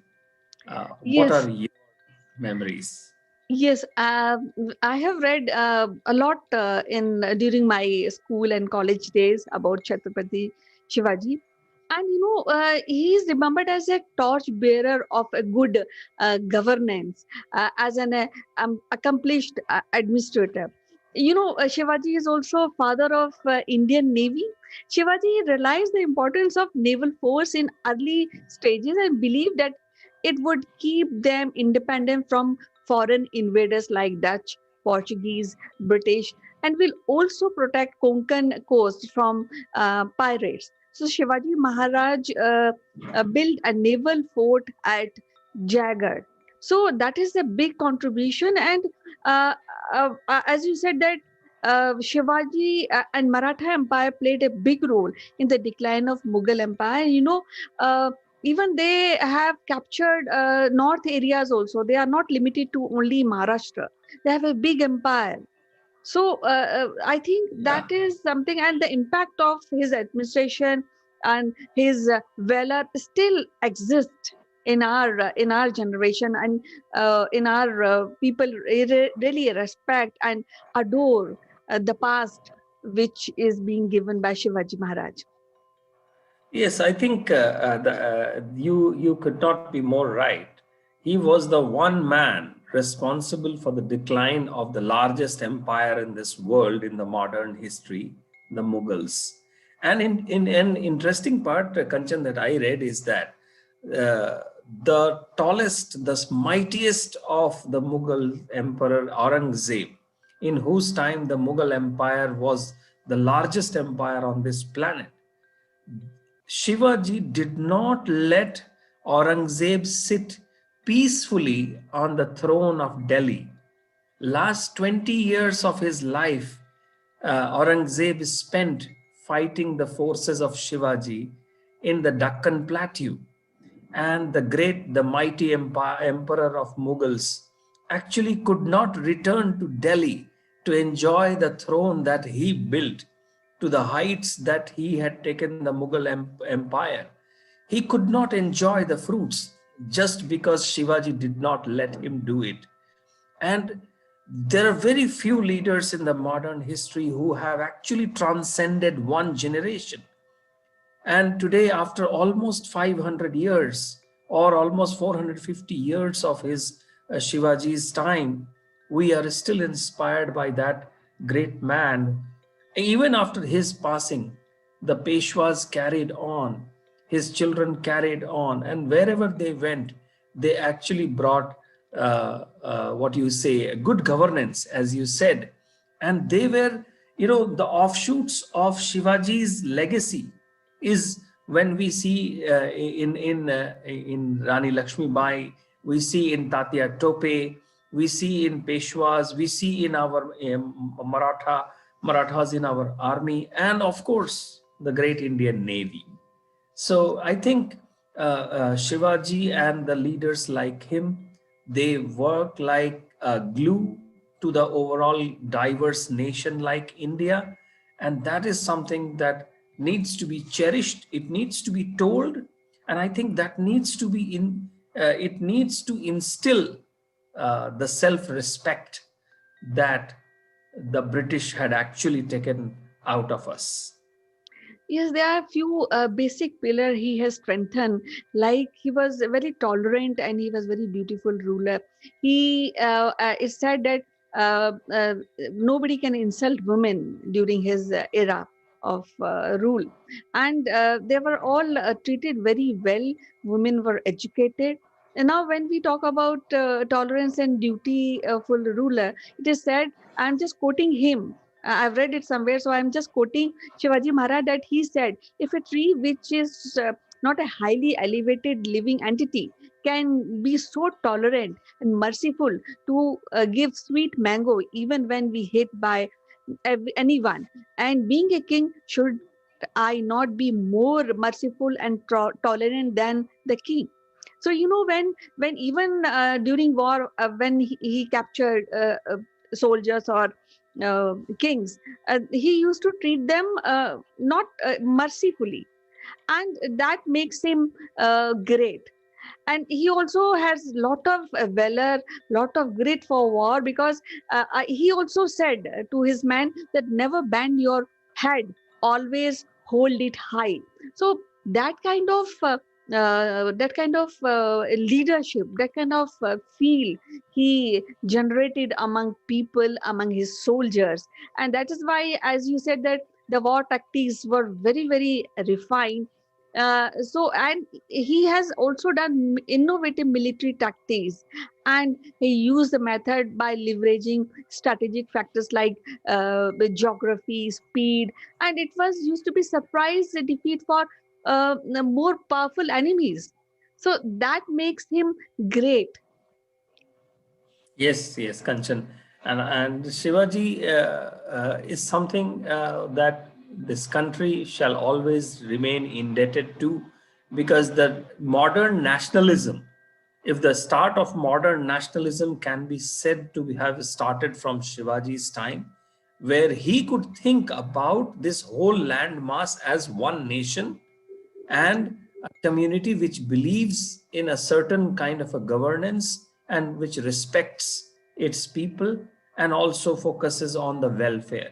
And that modern nation actually can be thought very aggressively from Shivaji's time, because that was the decline of the Mughals. And after the decline of Mughals, when Aurangzeb passed away in 1707, after that, the way Peshwas and the Maratha warlords, as they captured the Mughals, and by the time of 1757 of Plassi's battle, the Mughals were just remained confined to Delhi. In fact, they were paying taxes to the Marathas, and that is to the legacy of Shivaji, that he could bring down a whole big glorious empire to the foot. And then the last nail was dealt by the British, who took away the completely from the Mughals, and that's where the British took over. The only small point that I want to make here, Kanchan, through this program is that I always wonder. In fact, I want to meet someone who can actually explain us that when the Marathas, after Shivaji, when they were able to control Delhi, when they were able to control and demand taxes, protection money from the Mughals, why did they not choose to take the throne of Delhi and become the real, put athwart the British at that point in time? How could they fail to see what was coming? And that is something, if they would have done that, the Shivaji's glorious years, we should have seen much, much earlier in the independent India. What do you think?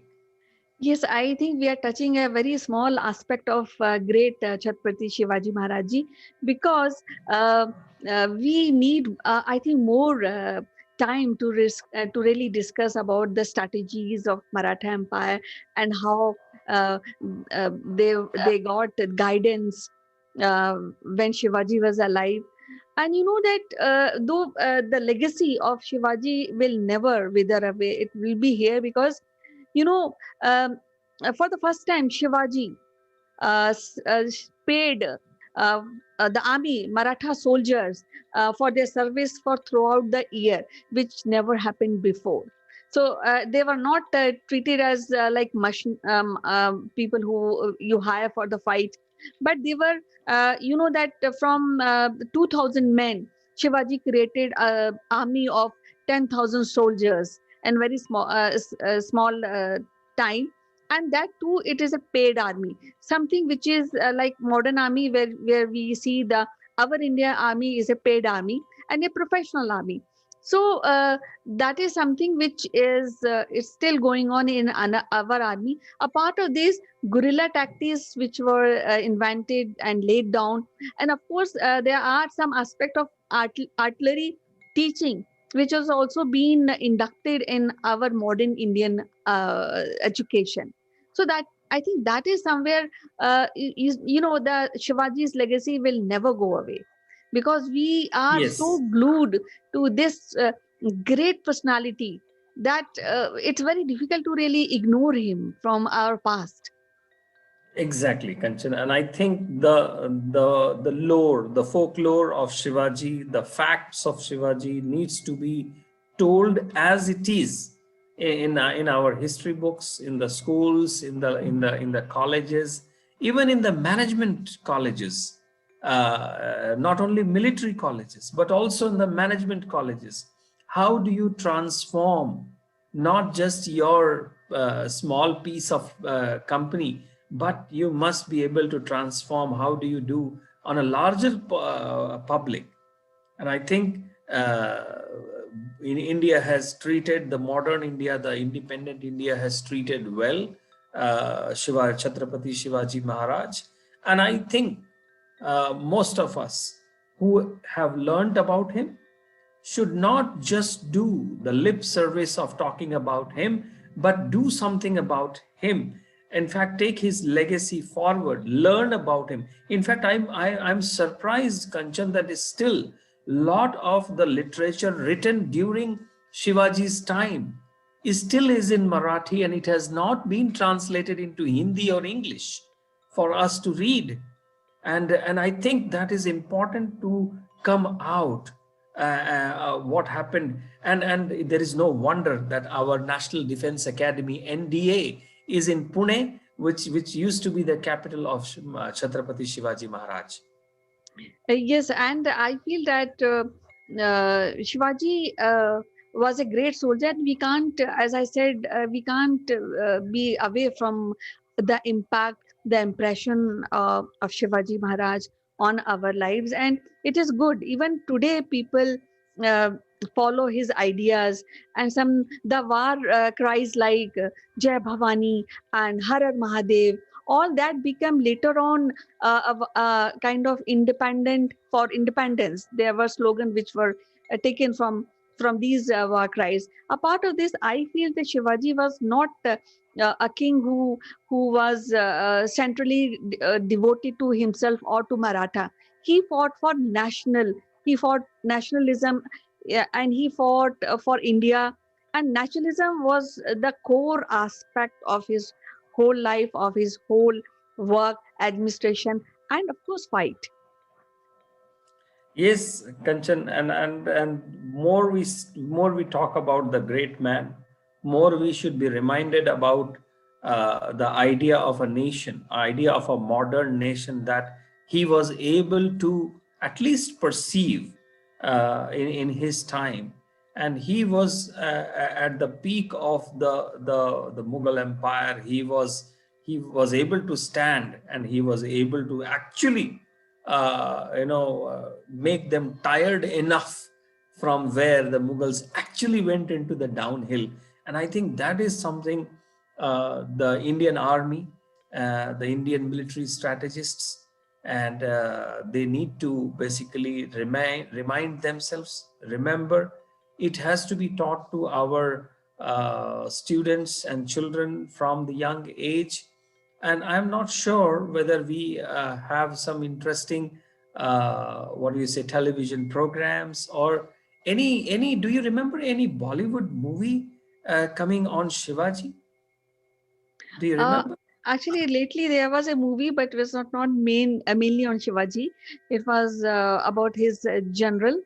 So, but then what I feel, it is so good that yesterday was his birthday, and we got chance to discuss about this great personality, which me and you, I think most of the people are mesmerized by his personality, the way they study.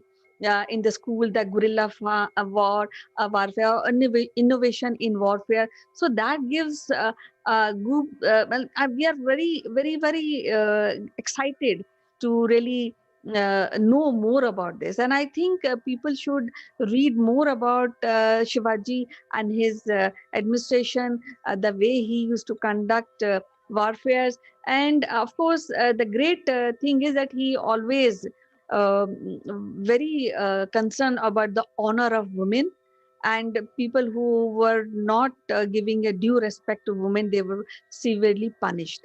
So these few aspects which are into our Indian culture, so and that he revived, and he put forward few good cultural and the most aspect of Indianness during his administration, and that we cherish, isn't it, Sitesh? Yes, Kanchan, and may I take this opportunity to suggest our in schools that they should take up something which is called history tour. Like they should take a history tour and take the students to the trails of Shivaji, something like that. The trails of Shivaji, from where he started, the kind of great military strategic forts he built, the kind of forts he built, the kind of military warfare he did, the land he traversed from Maharashtra to then Delhi, and then again back from there. All his the trails of Shivaji can be a good history tour for the school children. It could be a good history tour for the historians. It could be a great history tour for the interested people in history, in the modern Indian history. And people should actually go. It can be developed as a tourism also. So, and I think that is needs to be charted out. Maybe that's a befitting legacy. And I think why Bollywood could not make a big movie on Shivaji is because he is too big of a subject to be handled in just one movie, I think. Exactly. That is a big question for Bollywood also. So in the end, I just want to say Naman to Chhatrapati Shivaji Maharaj, and it was so wonderful to talk to you, Sitesh. We'll meet next in our next episode with a very interesting topic next time. Till then, bye bye. Take care. Jai Bhavani.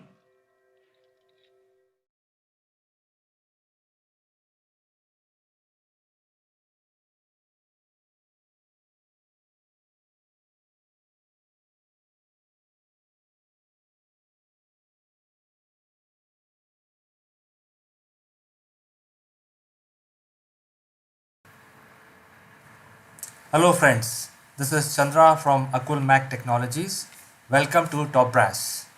Today we will talk about the relationship between democratic elections which are going to be held in United States and the position of Pakistan in FATF. So for some of my viewers who do not know what is FATF, FATF is a Financial Action Task Force, which is a global organization, and that keeps track of the funding for unlawful activities, and primarily in the terrorist funding. And Pakistan right now is in the grey list. That means they have been diverting a lot of funds to promote terrorism in various parts of the world. And they are on a crossroad at this point in time where Pakistan can be blacklisted.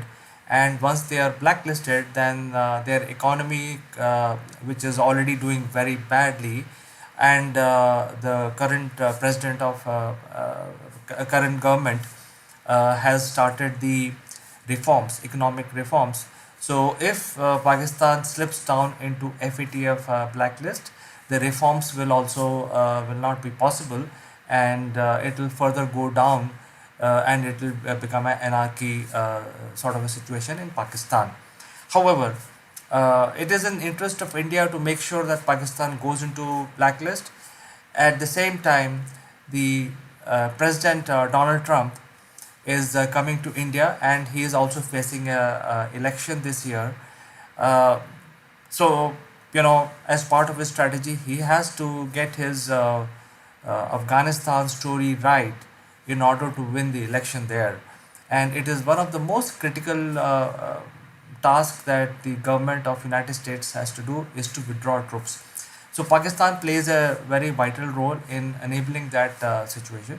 In fact, if you look at geographically, Pakistan is in a very strategic location where they can support both east and west. And so Pakistan is not something which you can ignore at this point in time, especially with regard to US withdrawal from Afghanistan. And they are going.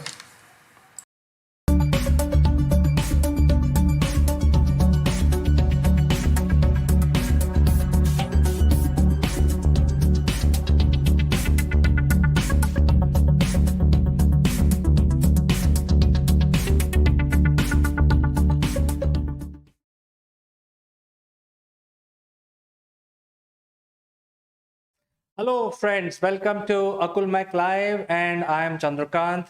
And today we want to discuss about how we can drive ourselves. And in fact, I never thought about how can I, utilize my energy, which is finite, and therefore it's a very big subject to discuss. I will be joined by a special guest today to tell us more about this whole thing, how we can optimize our energy levels. So without further ado, let me welcome Mr. Kevin Cottam. He is the CEO of Go Nomading PT Limited, and he is joining us from Singapore. So let's welcome him.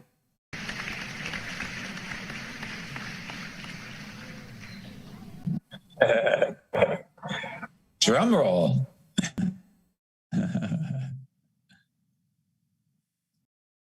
So Kevin, how are you today? Welcome, and we look forward to learning so many new things from you today.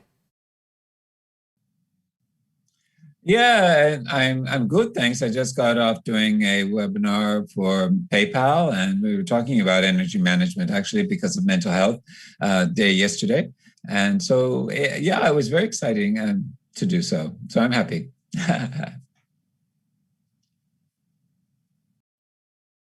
Well, friends, we are live right now across all social media, including Instagram. And if you have a question, you can actually use the chat function to indulge with Kevin on the show live, and we will display your name and ask that question. So, Kevin, energy management, that is what we want to discuss today. As I said, I have never thought about energy management be linked to my performance and my mental state. What is your opinion about this? I mean, before we start going deep into it, can you tell us, how does these two are related? Energy and management, is that what you mean? Energy and management, how are those two related? Or yeah, well, so there's a book out called The Power of Full Engagement, which was written, I believe, in the early 2000s.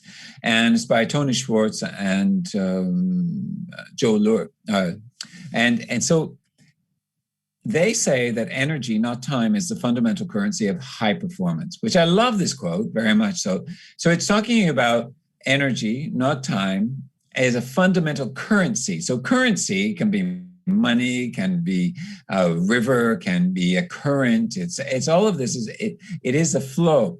So energy is a current, right? So and within us, it's very important that we understand that we all have energy. We're built on energy. That's how the world exists and the planet exists, is on energy, not necessarily on time. And how we fill the time. And I think for us how do we manage this energy that we have, or lack thereof of energy? And because of all the situation of mental health and all of this particular, I would say that our energy is really taxed. I mean, the great thing about understanding it is that how do they come together? We consciously as human beings love to manage things. And so, but I think it's the awareness of understanding that first of all, our bodies and everything that we do is driven by energy. And so it's a currency, and it is finite. However, the great thing is we are renewable. We're just like a battery, a renewable battery. We are able to, if we use the right input. So that is important. And so that we get rid of the stuff that doesn't gain, that drains us of energy, but also bring in what actually accelerates and boosts our energy. And I think that's the important thing, is how do we balance that? How do we manage that? That's what we're talking about. I think many people would say that, you know, it's a science, because you talked about energy, electricity, kinetic energy, we are like batteries and stuff like that. So how can we use science to understand what is our need and how we can plan it to our progression and also eventually increase our performance? Do you have any thoughts on this? Science, I mean, science has done an awful lot of work, I believe, in different areas around energy. You just need to talk about MC squared, you know, M is equals MC squared, right? And so energy, and Einstein was an incredible input of how we can look at science and how energy is used. But I think, you know, it's not just a science, it's also an art. And you brought that up a little bit earlier. And I just want to share with you, the art is in the management of ourselves and being able to do that, and mixed with the science of understanding that our energy is depleted, and our energy is depleted in different ways. And so the different ways that it is depleted and also boosted is through the mental energy, the physical energy, the social energy, the emotional energy, and the spiritual energy. So all of these are capacities, a way we can build our energy and gain from, but it also can drain us depending on the negativity and things. There's also a wonderful, by a scientist, and he's a psychologist, he's a scientist, and his name is Dr. Stephen Gilligan. And he says the river runs through you until it doesn't. So the river runs through you until it doesn't. So what does that mean? It means that this currency of energy is constantly running through you until it gets a blockage. It gets a dam that's put in front of you. It gets a congestion which is put in front of you. It gets, all of these are things that happen until it doesn't. Then that's when the blocks are happening. And that's where we start to find different ways of having to deal with burnout and all sorts of things that happen in our lives. And this has to do with the science of our bodies, right? And this is important, that we understand that we are energetic beings. And that is about movement. Everything is a movement. So you use the word kinetic. So whether it's kinetic or potential energy, right? Kinetic energy is the energy of movement. Potential energy, which is still, but it moves. There's still energy within it. It's bound. It's not free. And this is important, to be able to have the balance between this potential, which might be silent and unbounded inside, and to be able to mix it with a dynamic and bounded way of living, so that the two bounds, who equalize each other, help to certainly work together to give us that impetus of having an energetic body, and therefore we're able to make better decisions, better conversations, all sorts of things, and that can drive, because energy is what we move from. And how do you get it? I mean, you need to have the right food. Food can either drain it or also accelerate it. We have to have exercise. We have to have good thinking. We have to have enough sleep. We have to have water. All of this stuff is science, and it's also an art of how to create the good food so that it is actually, helping us. We get enough nutrition. So our bodies are science, and the way they work together inside of us is like an art form. So everything is helping us in that sense. Well, Kevin, I think what you're telling us, that we can use science to evaluate our energy requirement. We need to have right patterns to sleep, right things to eat, depending on our situation. So we can actually use science to find out what is my need, and then I can have the right ingredients to generate potential energy and kinetic energy within our body. So I think that part is clear. But I think the question is, what gives me kick is different from what gives you kick, or what gives the other party, other person a kick, because each person gets a different kind of kick in their life. And this is Absolutely. so I think science is very methodical. You can make your Excel spreadsheets and you can follow the diet patterns, sleep patterns, and all that. But when it comes to this aspect, which is the art side of whole thing, it's very difficult because it's very subjective. Do you have any suggestions to our viewers about, controlling their life by utilizing the energy in positive things? I think that is really why I'm asking. So I like to use the metaphor of a bank account. So a bank account, you have credits and you have debits, all right? And you also have a balance sheet, and you also have an investment portfolio, and you also have a variety of different bank accounts, perhaps. And we look at these individually. So in each bank account that we have, there might be the mental bank account, the physical bank account, the spiritual, social, and emotional bank accounts. And in there, we need to do an audit. We need to do an audit in our lives, what drives and gives us energy in that particular, or credits our energy in that particular bank account, and what also debits it. And so once you find out this audit, you can, because it is independent, it is subjective, it certainly is, everybody is different. Whatever gives you a kick, as you say, is different than what I get as a kick. So that's why the audit must be done individually, because it's not the same for everyone. But there will be some habits which do certainly overlap. It's just how do we do them and how do we interact with them. The important thing here is making micro steps towards a more energetic balance in your life. So I suggest is that you do an audit and you look at what credits and what debits that you have. And those debits, do you want to get rid of them, or do you want to transform them into something else, or do you just want to stop them completely? But it's a bit like looking at negative and positive, but it is looking at what boosts and what drains, or it's like credits and debits. So that's what I'm looking at, think of it as a bank account, because this is currency. Currency is a movement. And that is what we do in a bank account. It is always moving, sadly enough. It's mostly going out as opposed to coming in.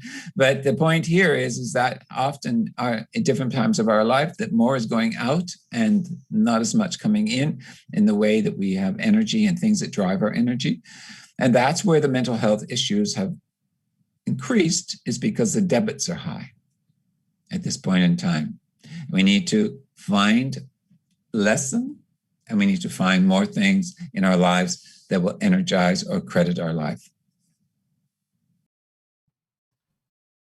I think you're using a very interesting analogy when you try to compare it with banking system and talk about debits and credits. But I think it's easier said than done, and you definitely require, any normal human being will require a guru, a teacher, who will teach all this about what gives you kick, because I think energy is finite and we have to utilize the energy in the right fashion. So do you have any suggestion, tools, techniques, or how do we do it, or people can reach out to you? What is your suggestion in order to properly budget our energy on a daily basis? Yeah, you need a coaching accountant. Yeah. So, well, I think that first of all, it's the awareness, understanding the awareness, and most people don't want to spend the time to sort of, oh yeah, I get a kick out of doing exercise, fine, and then they forget about it. They don't realize and internalize that actually gives them something, and so that when they're not doing that kick, is that they start to feel lethargic. They start to have the effects of something like this, and they forget that that's what gives them the kick, or the energy, or the credit, a bank account. So as far as I'm concerned, is that, again, it's about awareness, sitting down and doing an audit. I mean, everybody can do an audit. If you don't balance your bank account, which I've never done, but I've audited and looked at how much I'm spending and how much I'm also earning, that type of thing. And that's important for us to understand. Working with a coach is absolutely incredible to be able to do that, because we can then look at what is energizing you and what is not in those particular, and we can talk it out. We can then identify it by writing it down. We can identify it through different processes. I have a variety of life hacks that I suggest to people, and whatever gives them excitement, and just as examples. And also, I think that is on my website. And also, I have a form, which is a life wheel, which is the investment portfolio that I suggest that this is how we are invested in our lives, which is in money or energy. And also, there's two different types of audits that you can do. And I think, yeah, so if people are interested, these are free downloads on my website. They're able to have this, which I think is important.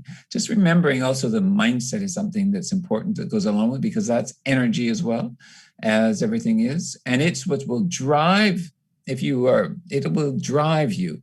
So mindset, when I was in Mongolia, a young girl said to me, mindset is your capital. So if you think about that, capital, what is that? That is currency, that is money, that is investment, that is your mindset, is energy.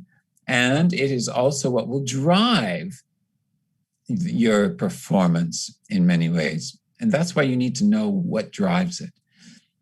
That's one of the things that also, for example, and why people don't perform well, right, is because they're given tasks at work that don't drive or inspire their energy. They actually drain them. And this is one thing that we don't think about. We just think, get the job done. It is about, well, what does inspire me? What would drive me? And we don't look at that. We're too busy, apparently, doing what I don't know. Well, I think you're making a lot of sense, because I think this is the most important aspect of our life. So before we get on to other things, I think we need to fix our energy utilization, because if we are just wasting our energy in some useless activities, we are not achieving, we are not performing. And in the end of the day, our mindset is very negative. So I think you're making a lot of sense, Kevin. And you have given free information to our viewers. I think that is great.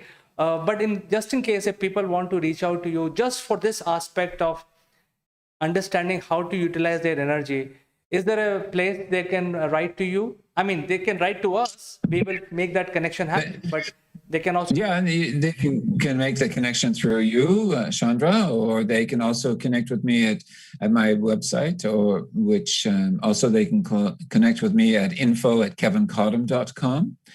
Sure.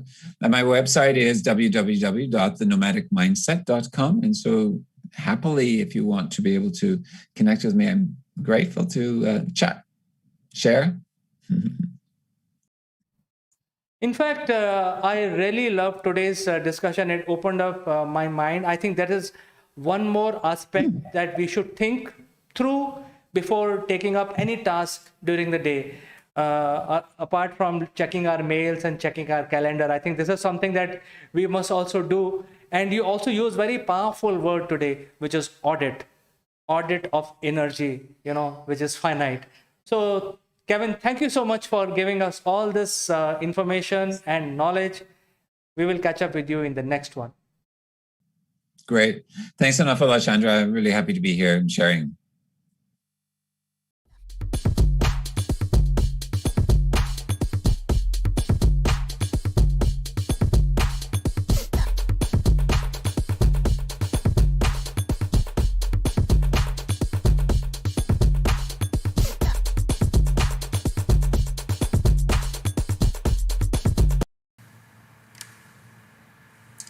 Hello friends, this is Chandra from Akulmach Technologies. Welcome to Top Brass. Today we would like to discuss about deportation of Member of Parliament in the UK Parliament, Debbie Abraham. And she got deported soon after landing into Indian airport without a valid travel document. So why a MP from UK flying to India without proper travel document, and they got deported because obviously no country will allow anyone to enter their shores without proper travel documents. So let's take a step back. Let's understand what are the different regulations which are followed by, in fact, all countries. I would say every country follows similar pattern, similar regulations, which have been set up by the international bodies. The regulation is that when you travel from your home country to any other country, you go with a purpose. The purpose could be many purpose. You know, the purpose could be uh, recreation, travel, vacation. Purpose could be a short-term business trip, or a long-term employment, possibility. So these are the 3 to 4 activities. There could be 1 or 2 more activities, like for example, you're going on a research vessel, or you're entering temporarily because you are doing some research on a subject. So there are various classification which allows every country to get or welcome citizens of other countries. So when you get into even a tourist destination like Thailand or Mauritius, any country today, you have to always define, or you have to tell the visa officer that what is your purpose. Your purpose is vacation, and the visa officer will ask you for how many days you are going to live in my country, where are you going to stay, how you're going to carry on your take care of your expenses, and so on and so forth, because no country will have a situation where the people from other countries come into their country without a purpose. No country will allow. So that is how the regulations which are followed by every country today, whether it is large country like United States or UK or India or China, you have to have a purpose, because you are now going out of your home country to another country, which is called foreign. So now, why a member of parliament come to India without proper document? So obviously, the Indian visa officers will reject her entry because she does not have a valid visa. And the best part is the Indian authorities tried to give her visa. They said, yes, we will give you the visa. You are most welcome to our country. But tell us your purpose. Tell us where are going to stay. Tell us who you are going to meet. So these are very basic questions. Anyone who's traveled even once outside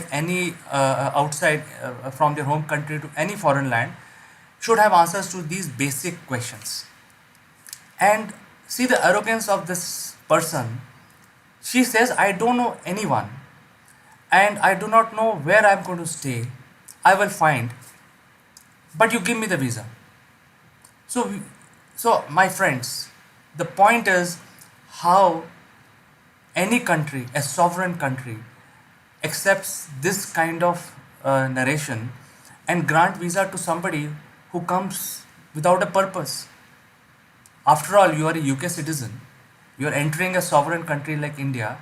You have to give your purpose. You may be a member of parliament, but you should have a proper travel document. So I think this is where the situation is, and I'm aghast to see that there are people who are talking about that Indian government should have given her the visa. But you have to tell, you're a foreigner, you have to tell what is your purpose. Without saying what is my purpose, either it's a vacation or some business or some discussion, which country will allow you entry into their own, to a foreign person. So this is something which I wanted to bring to everybody's notice, and this is a discussion item. So I most welcome your comments, and I will try and reply to all your comments as quickly as possible. So as usual, I will see you tomorrow. Bye bye. Modi inaugurated another application from Government of India called e-Rupee, which stands for E-RUPI. What is so special about this application? that the entire top brass of the financial world is going gaga about. We want to analyze for ourselves. We will also discuss what is the basic difference between e-rupee and UPI or Bheem payments. So friends, I'll be taking a very short break for some promotional messages, but I'll be joining back with this analysis. So friends, don't go anywhere. I'll be back soon.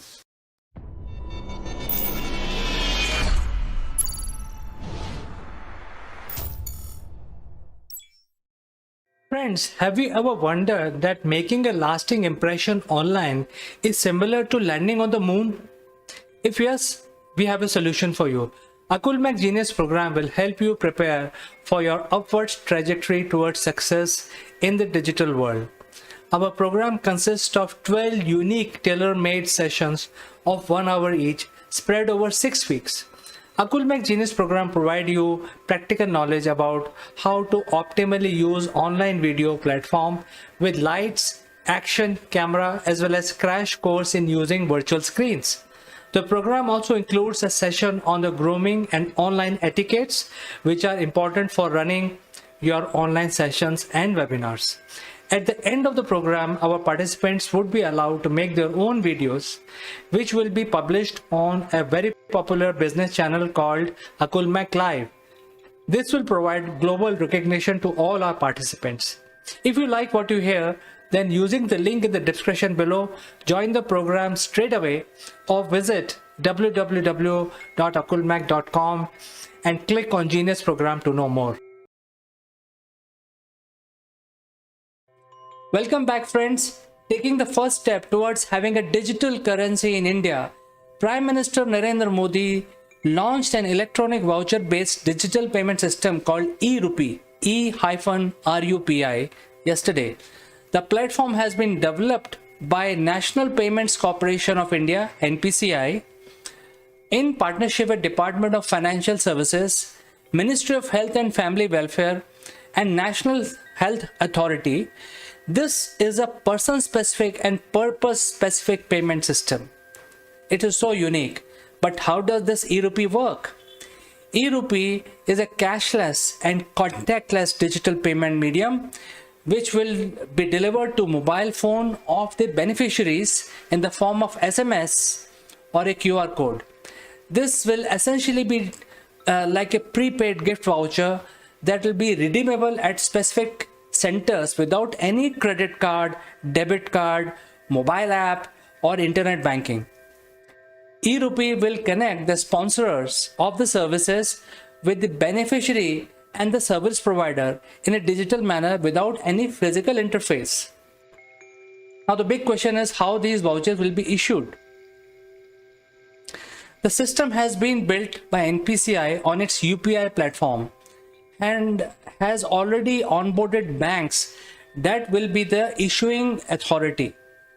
Any corporate or government agency who wish to utilize these e-vouchers will have to approach the partner bank, which are both private and public sector lenders, with the details of specific person and the purpose for which the payment has to be made.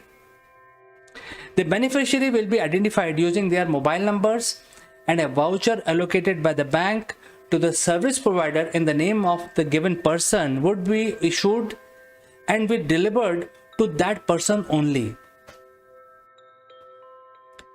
So what are the use cases where all this e-rupee system can be utilized?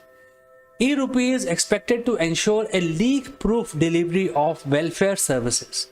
It is also be used for delivering services under schemes meant for providing medicines and nutritional support under mother and child welfare schemes, tuberculosis eradication programs, drugs, and diagnostic under schemes like Ayushman Bharat, child welfare schemes, and fertilizer subsidies, etc. The government also said that even the private sector can leverage these digital vouchers as a part of their employee welfare and corporate social responsibility programs. And as you know, friends, CSR is a big thing. Nearly all corporates spend about 10% of their profits into CSR activities across India. what is the significance of e-rupee and how it is different than the digital currency? Well, the government is already working on developing a central bank digital currency, and the launch of e-rupee would be potentially the highlight or highlighting the gaps in digital payment infrastructure that will be necessary for the success of the future digital currency. In effect, e-rupee is still backed by existing Indian rupee system as an underlying asset, and specifically for its purpose makes it different to a virtual currency and put it closer to a voucher-based payment system. The Reserve Bank of India had recently said that it has been working towards a phased implementation strategy for central bank digital currency, or CBDC. We will make a specific fully dedicated video in future to explain CBDC very soon. But for now, I think this is very exciting because now India has taken one step closer to having its own digital currency completely supported by the Central Bank of India. And this e-rupee is very exciting because now the sponsorer or the donors will exactly know how the money is being utilized, and the beneficiary is also named in the system.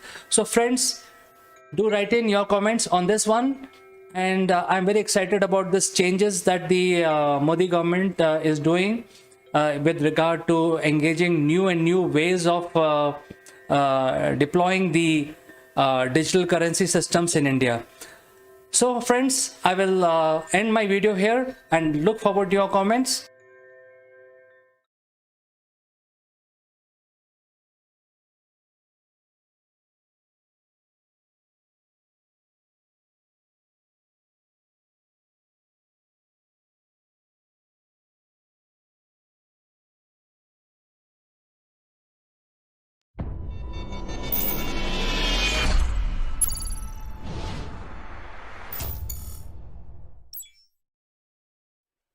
Hello friends, this is Akulmach Live and I am Chandrakant.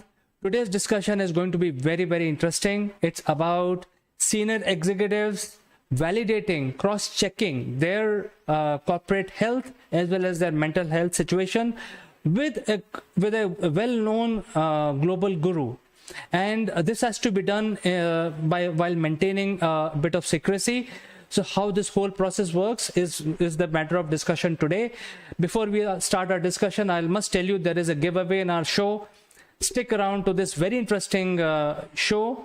We will tell you in the end how you can claim your free gift.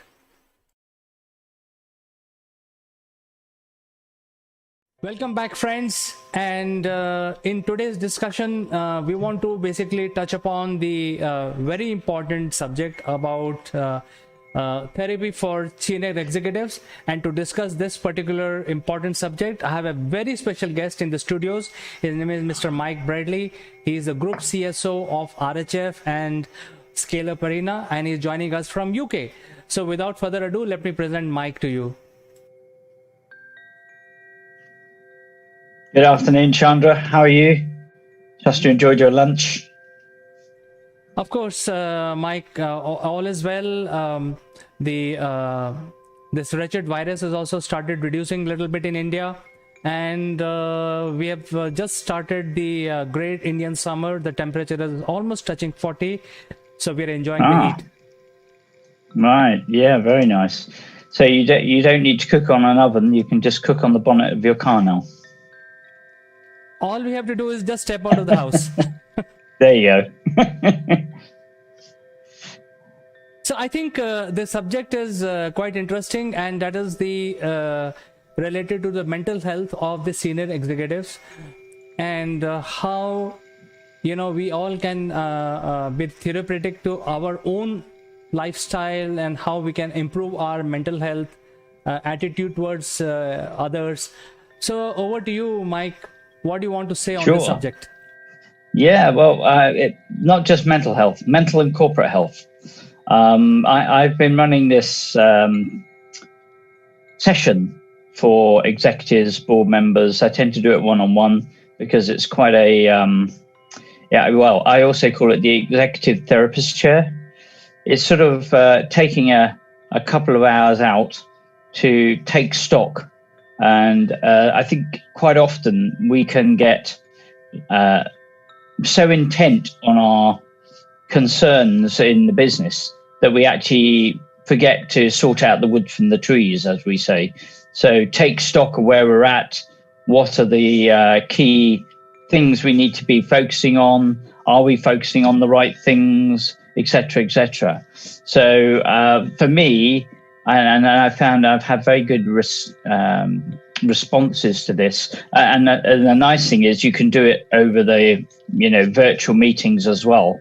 It's obviously very good to do it in face-to-face, but it can also be done online. So we can do this around the world, and it's always been received well. So if you look at my LinkedIn profile, you'll see that people have said various kind things about it, and so yeah, it hits the right spot. Very interesting, Mike. So can you tell us how does this work? It requires a booking of some time with you, or is it a repetitive process where you have to keep visiting and talking to you for half an hour, maybe once a week or twice a week? How does this work?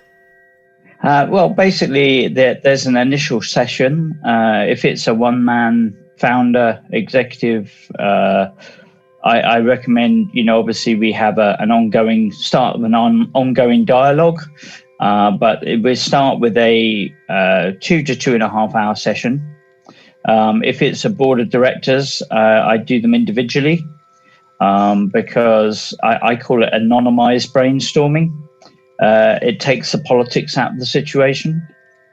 We talk about the key drivers, priorities, and what they feel is going well, what they feel is not going well, some situational analysis, what sort of things are sort of keeping them awake at night from a corporate perspective.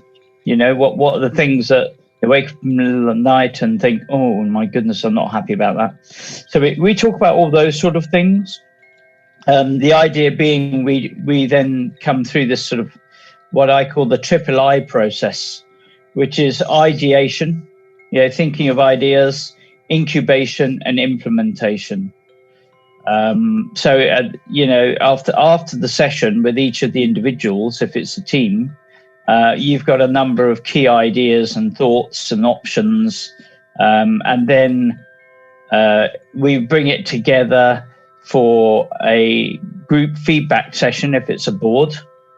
And all the responses are anonymized, so nobody can tell who said what. But for example, if there's 4 people and 3 of them are thinking these are the major things that are keeping us sleepless, or these are the best options, then those are thrown back into the mix and sort of helps to sanity check review the tactical, operational, and strategic priorities. And then what we can do is, say, 3 months later, have another either review session one-on-one. Instead of maybe a couple of hours, 2.5 hours, it would just be an hour to review where we were at from last time, hone it. So yes, it basically is booked. It's a book session. There's a per head fee. And like I say, it can be done face-to-face or remotely. Remotely is more efficient on all sorts of ways. Obviously, it's much as it would be nice to travel to India. It's not possible to do that at the moment, but the session can be run remotely with a quarterly update review. It becomes very much a therapist chair type environment, because once you start talking, you start to get interested and involved in what the person's thinking, what they're doing. You then want to become, get better involved with it. Come to think of it, Chandra, I should do it with you. I think I can offer myself as a guinea pig to you in one of these sessions, and we can probably record it to demonstrate to people how it works. But I have a very no. I wouldn't record it. I think it's very much. I wouldn't record it. No, because I think the information that comes out of there is what we call Chatham House rules. So you can say whatever you want in there. It doesn't go anywhere else. I think that's very important. Yeah, that was my question, in fact. So you clarified. Thanks for clarifying it. And I have another question, which is related to how people start opening up. I think that is the biggest challenge we face today, that people don't open up. So what is your technique of making sure that these senior executives who are well traveled, well educated, how you make them open their mind and be frank with you? Well, I think, apart from my natural charm, you mean? And my modesty. No. Well, the way it starts, of course, the best way is always to start by sort of giving a little bit of personal information, disclosing, like I tell them where I'm living or what I do and blah, blah, blah, a little bit about me to show the human side. And ask them the same thing. So immediately there's more of a personal interaction. But then, of course, the best way to get anybody to do anything is to let them talk about themselves. So, because we're gearing this towards a business angle, it's not a personal therapist chair, so it's a corporate therapist chair, executives there. So get them to talk about the situational factors, their business, what they do, where they do it, how they do it. What was their vision, what's their mission. Get them to talk about that, and then they start talking. Because people like to talk about themselves. Well, that's true, but many times people just do a lot of chit-chatting, but they don't talk anything which is of any sense. And because of that, they may not get the value. So I think it's very important for people to be very frank with you so that you can offer them a clear and concise solution. I think that is a challenge, and I'm sure you are having a lot of practice making sure that people open up with you, and it's a closed door environment. Tell me something, Mike. Do you also do this in a group, like unknown people, not a board, but people from different companies coming together and talking? Is like a therapy session?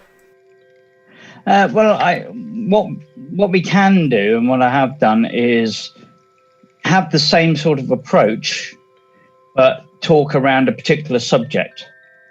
So, maybe it would be implementation of IoT in manufacturing. And we can have people to go through a session with a similar structure, but talking about the challenges of that particular environment. And the idea being, again, to ideate, incubate, and implement around that particular focused subject. So that's another way that it can be done on a group basis with lots of different companies. Maybe it's, horizon gazers, maybe it's product specific. You can also do it within a division. So it could be a subsidiary or a particular line of business. It doesn't have to be just the executives or the board. It could be a divisional team. It could be a global team. It could be a product team. You can work it in various ways, and it is, it's a structure that I've put together after years of sort of living this and having the bruises from working in corporate life, to say, well, how, because at the end of the day, what we need to do is find a good way forward. And some subjects are too sensitive to deal with face-to-face, and we need to do it in a confidential way. So, you can do it in any way, but it's a bit like a brainstorming situation, in the sense you can throw a subject on the table. But I think if you're looking particularly around a team, say in a division, you've got to be very careful of the politics, because one particular member of the team may have it in somebody else, or the politics can play too much of a part in the discussion. So even with if it was a subject, throw the subject on the table, use the structure that I've got to actually go through the subject, that's fine. But I think if it's a division, if it's a team, I still believe it's better to do the one-on-one sessions and then bring it back with a collective review of what has been said. And like I say, if you've got a team of 5 people and 3 people in the room have said this thing, even though it might have been not the leader's chosen strategy, it might be worth reviewing and considering it as a good idea for the future. Fantastic. So that brings me to the last question, which is how people reach out to you. Is there a web services based appointment system, or they just call you? How does it work? No, they can reach out to me via my usual email address, via yourselves, via Scale Up Arena. If you go on to scaleuparena.com, you will find and type in executive therapist chair or strategic sanity check review or even my name, then you'll get the strategic sanity check review come up. There's a contact us button on there. Complete the contact us, and I will hot tail it across to you and sort out your challenge. Work with you to optimize your opportunities. Excellent, Mike. I think this is one side of your offerings I came to know today, and it was very pleasing to hear the methodology and kind of work, which is very, very important and more relevant in today's environment. So I think people who are listening can reach out to us, Akulmach, or they can directly reach out to Mike, or they can go to scaleuparena.com and reach out to Mike through that route.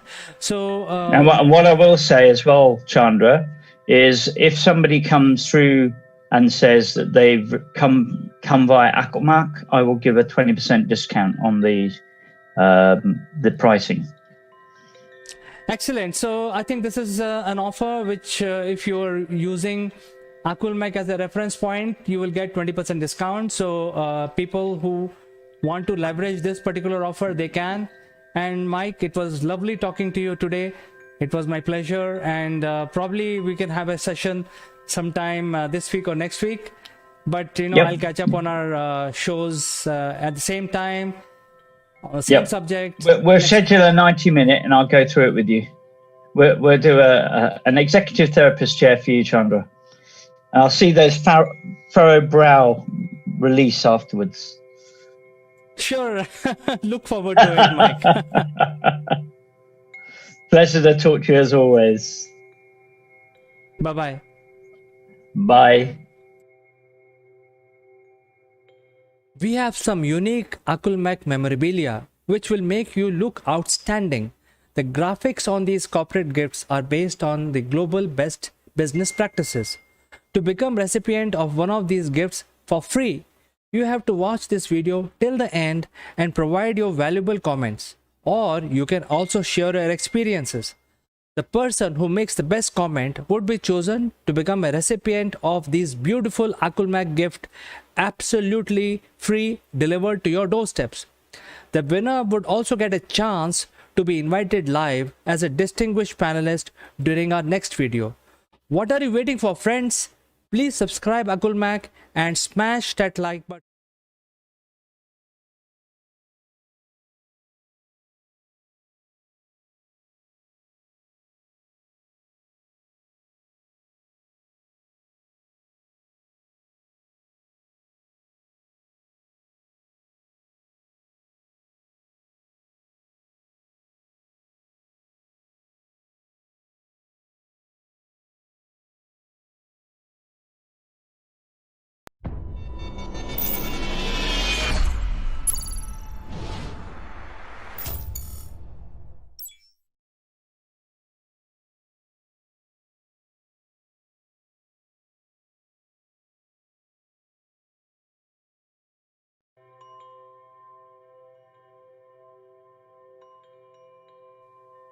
Hello, friends. This is Chandrakant from Akulmach Technologies, and welcome to Top Brass Likeable Leaders.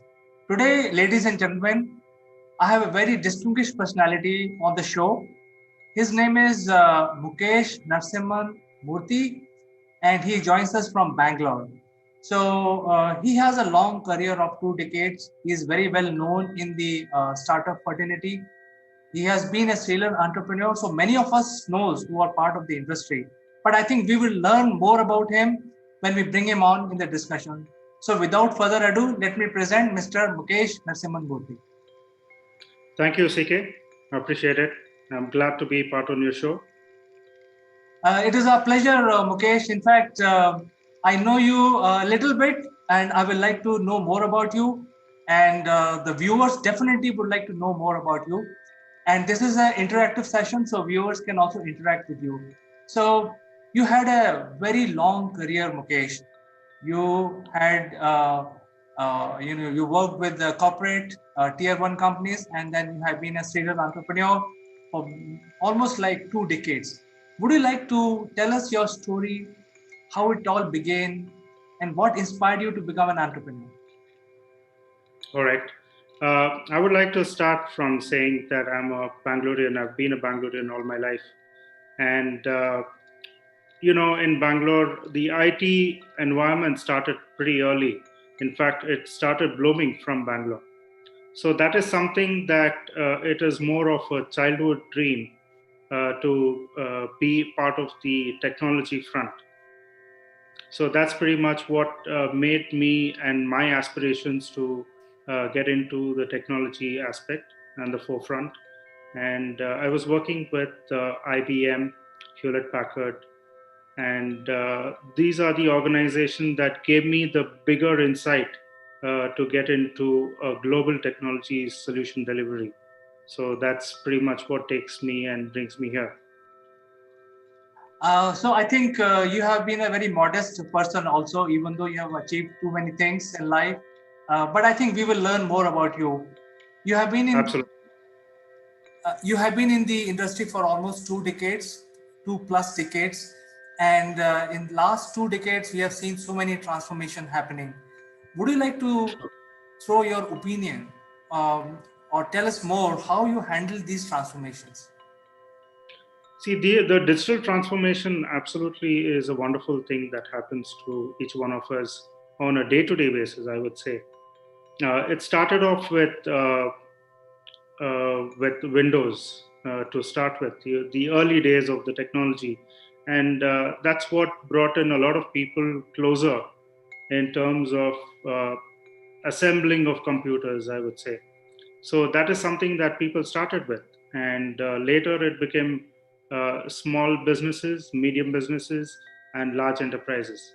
And these are the different areas that helped us to look bigger and having a wider perspective of how technology can grow. And that's pretty much what got us to have developed technologies today under Savvy Global Tech. And we have go to market solutions. And that's pretty much why we are here to have this discussion. Mukesh, I think before we talk about your current organization, which is Savvy Global Tech, we would like to know more about your transformation as a leader, because you've gone through various, different businesses in life so far. So, how your story as a leader transformed, we would like to learn from it and we'd like to know more about it. Absolutely, CK.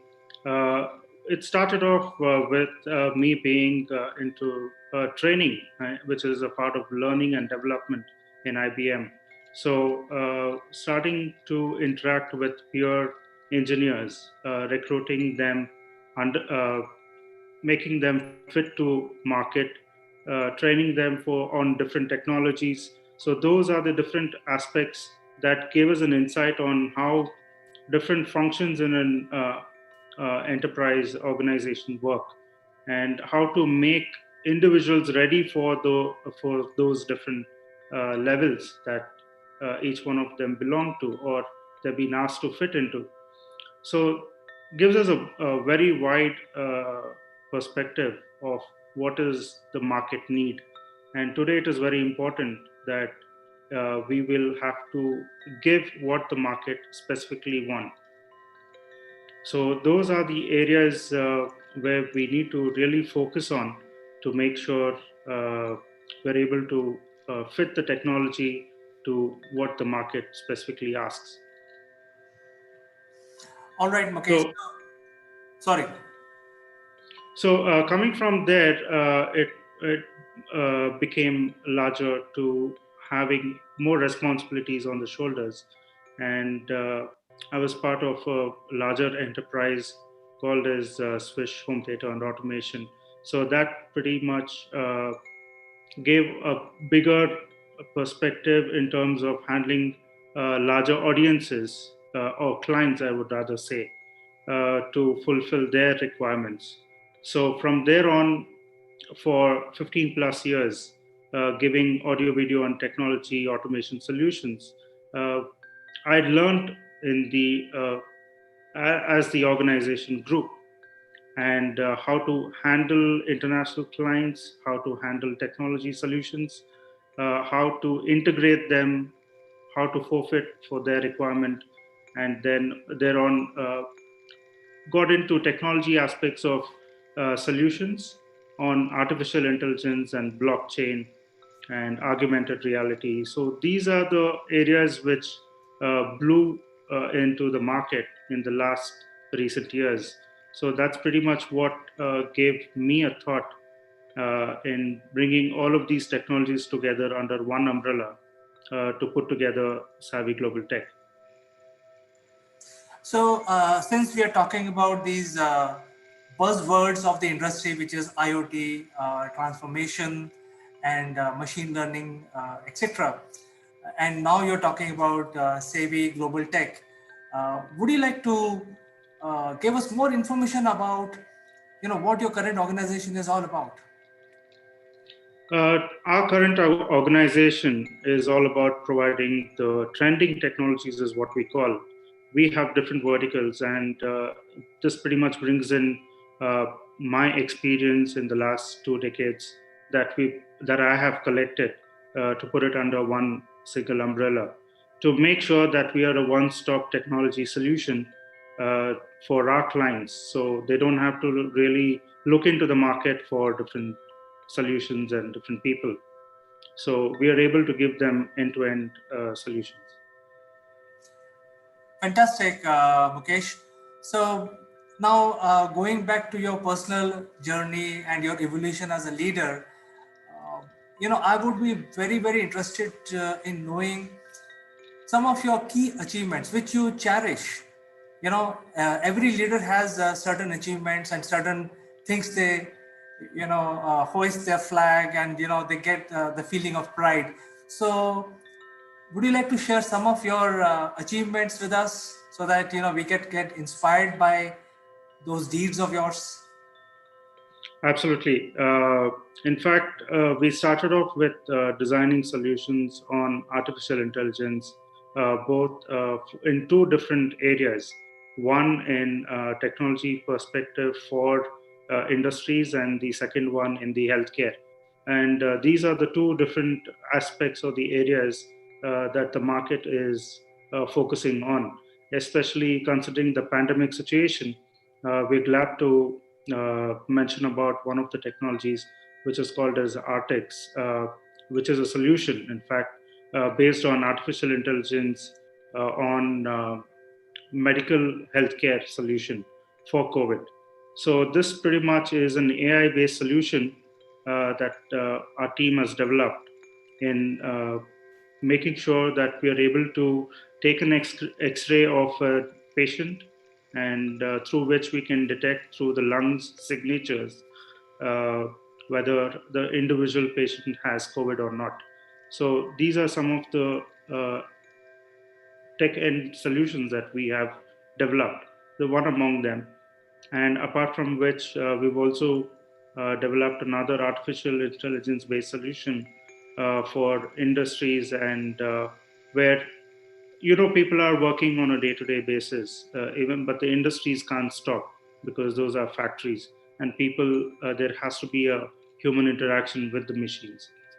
So in these areas, having maintained social distance is quite important, and it is need to be forefront safety aspect to make sure that the individuals who are working there, putting their life in front of everything else, and making sure the production is on, and then the technology is uh, cherished there. So we have developed a solution where the cameras which are installed in those industries can detect what is the distance between two individuals uh, that needs to be maintained, and it tracks that information in terms of the distance, and it also detects whether the individual is uh, wearing a mask to make sure that he's safe in a environment that he's working in.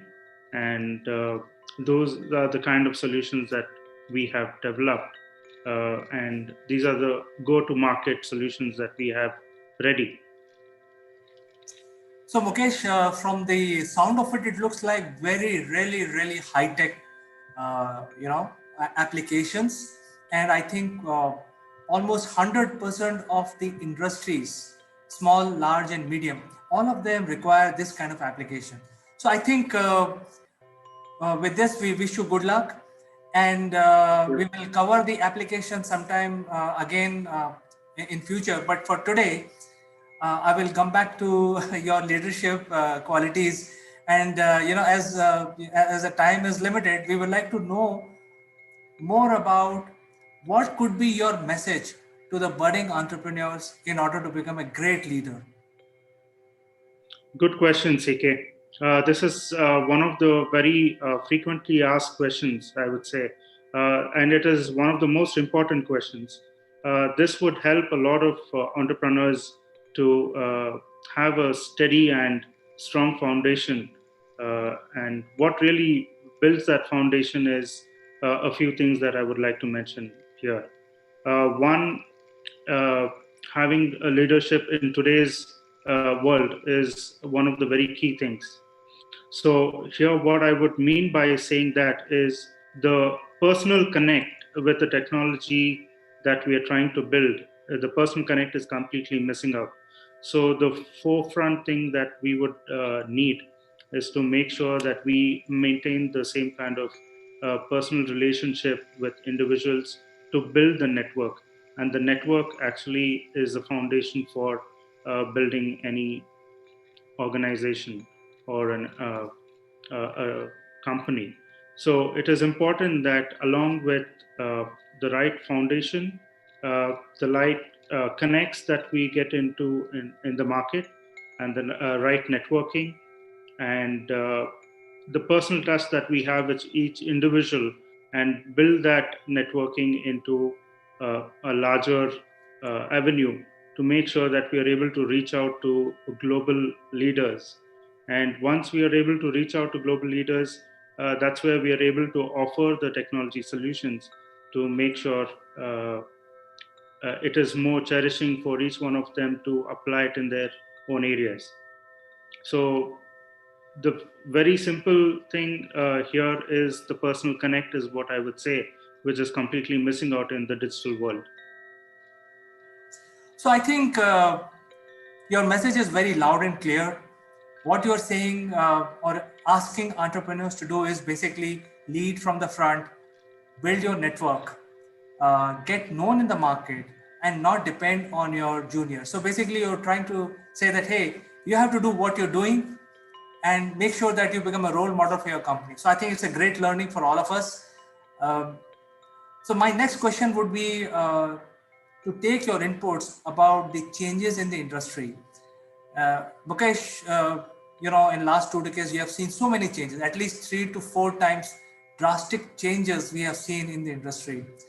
From your point of view, right now we are riding the wave of IoT and machine learning.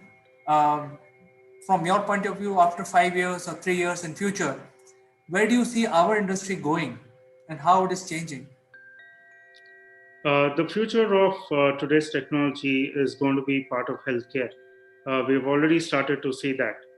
The kind of change that healthcare has brought into in terms of technology to people, it's giving out uh, heat and cold waves to everybody.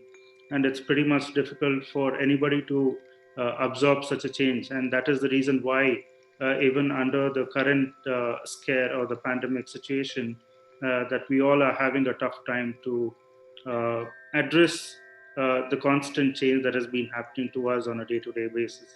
So, in the coming years, as you rightly said, there is going to be a tremendous change in terms of there could be more scare to the market, and there could also be more solutions that can come to curb this different challenges that we would probably face. And technology is one thing that is going to help all of this to be taken care of. People are automating solutions. So these are some of the challenges that we will be facing in the near future, but we need to make sure that with the right technology and the right solution, we should be able to handle it very well. It's very heartening to learn that you're already thinking about developing new applications for the new age, and your organization is now building rapidly building applications which are for future, basically futuristic in nature. Right. However, the investor community also play a major role in whatever is going to come out in next decade or next 5 years. What is your key message to the investor community? Because I think that has become a holy grail of all IT entrepreneurs, to find the right investors who can live with them for at least 5 years or more. So do you have any opinion on this? See, I have a completely different opinion in terms of investors. Investors, there are two ways of how investors come into organizations, and they either grow or they fail. So these are the two different ends that we see. There are very few organizations sustaining today, even after there has been great investments from investors. So I'm not against them, but I'm only trying to understand how this investment could be a more sustainable one than looking at even after good investments coming into organizations. We need to understand why they're failing. So my point of view is only to take it to in the positive direction and make sure that it becomes a more sustainable investment and growth for any organization for that matter. So that makes it more easy for more and more investors to come in and invest in new startup organizations. So I think you also say, or rather concur when I say that investor community plays a major role, because if the healthcare has to develop more high-tech applications need to be deployed in the healthcare segment, then obviously investor community has to understand that future roadmap and back the IT technologists like yourself and your colleagues in the industry. Mukesh, I think we had a wonderful conversation today. However, we had limited time. It is not sufficient to understand your, the entire leadership journey. But I think we will find another opportunity to discuss with you. It was a pleasure knowing you and also bringing some of these facts in front of our viewers. Thank you, CK. It was wonderful talking with you and being a part of your show. Have a nice day, Mukesh, and catch you next time. Bye-bye. Thank you. Thank you, AK. Have a wonderful day.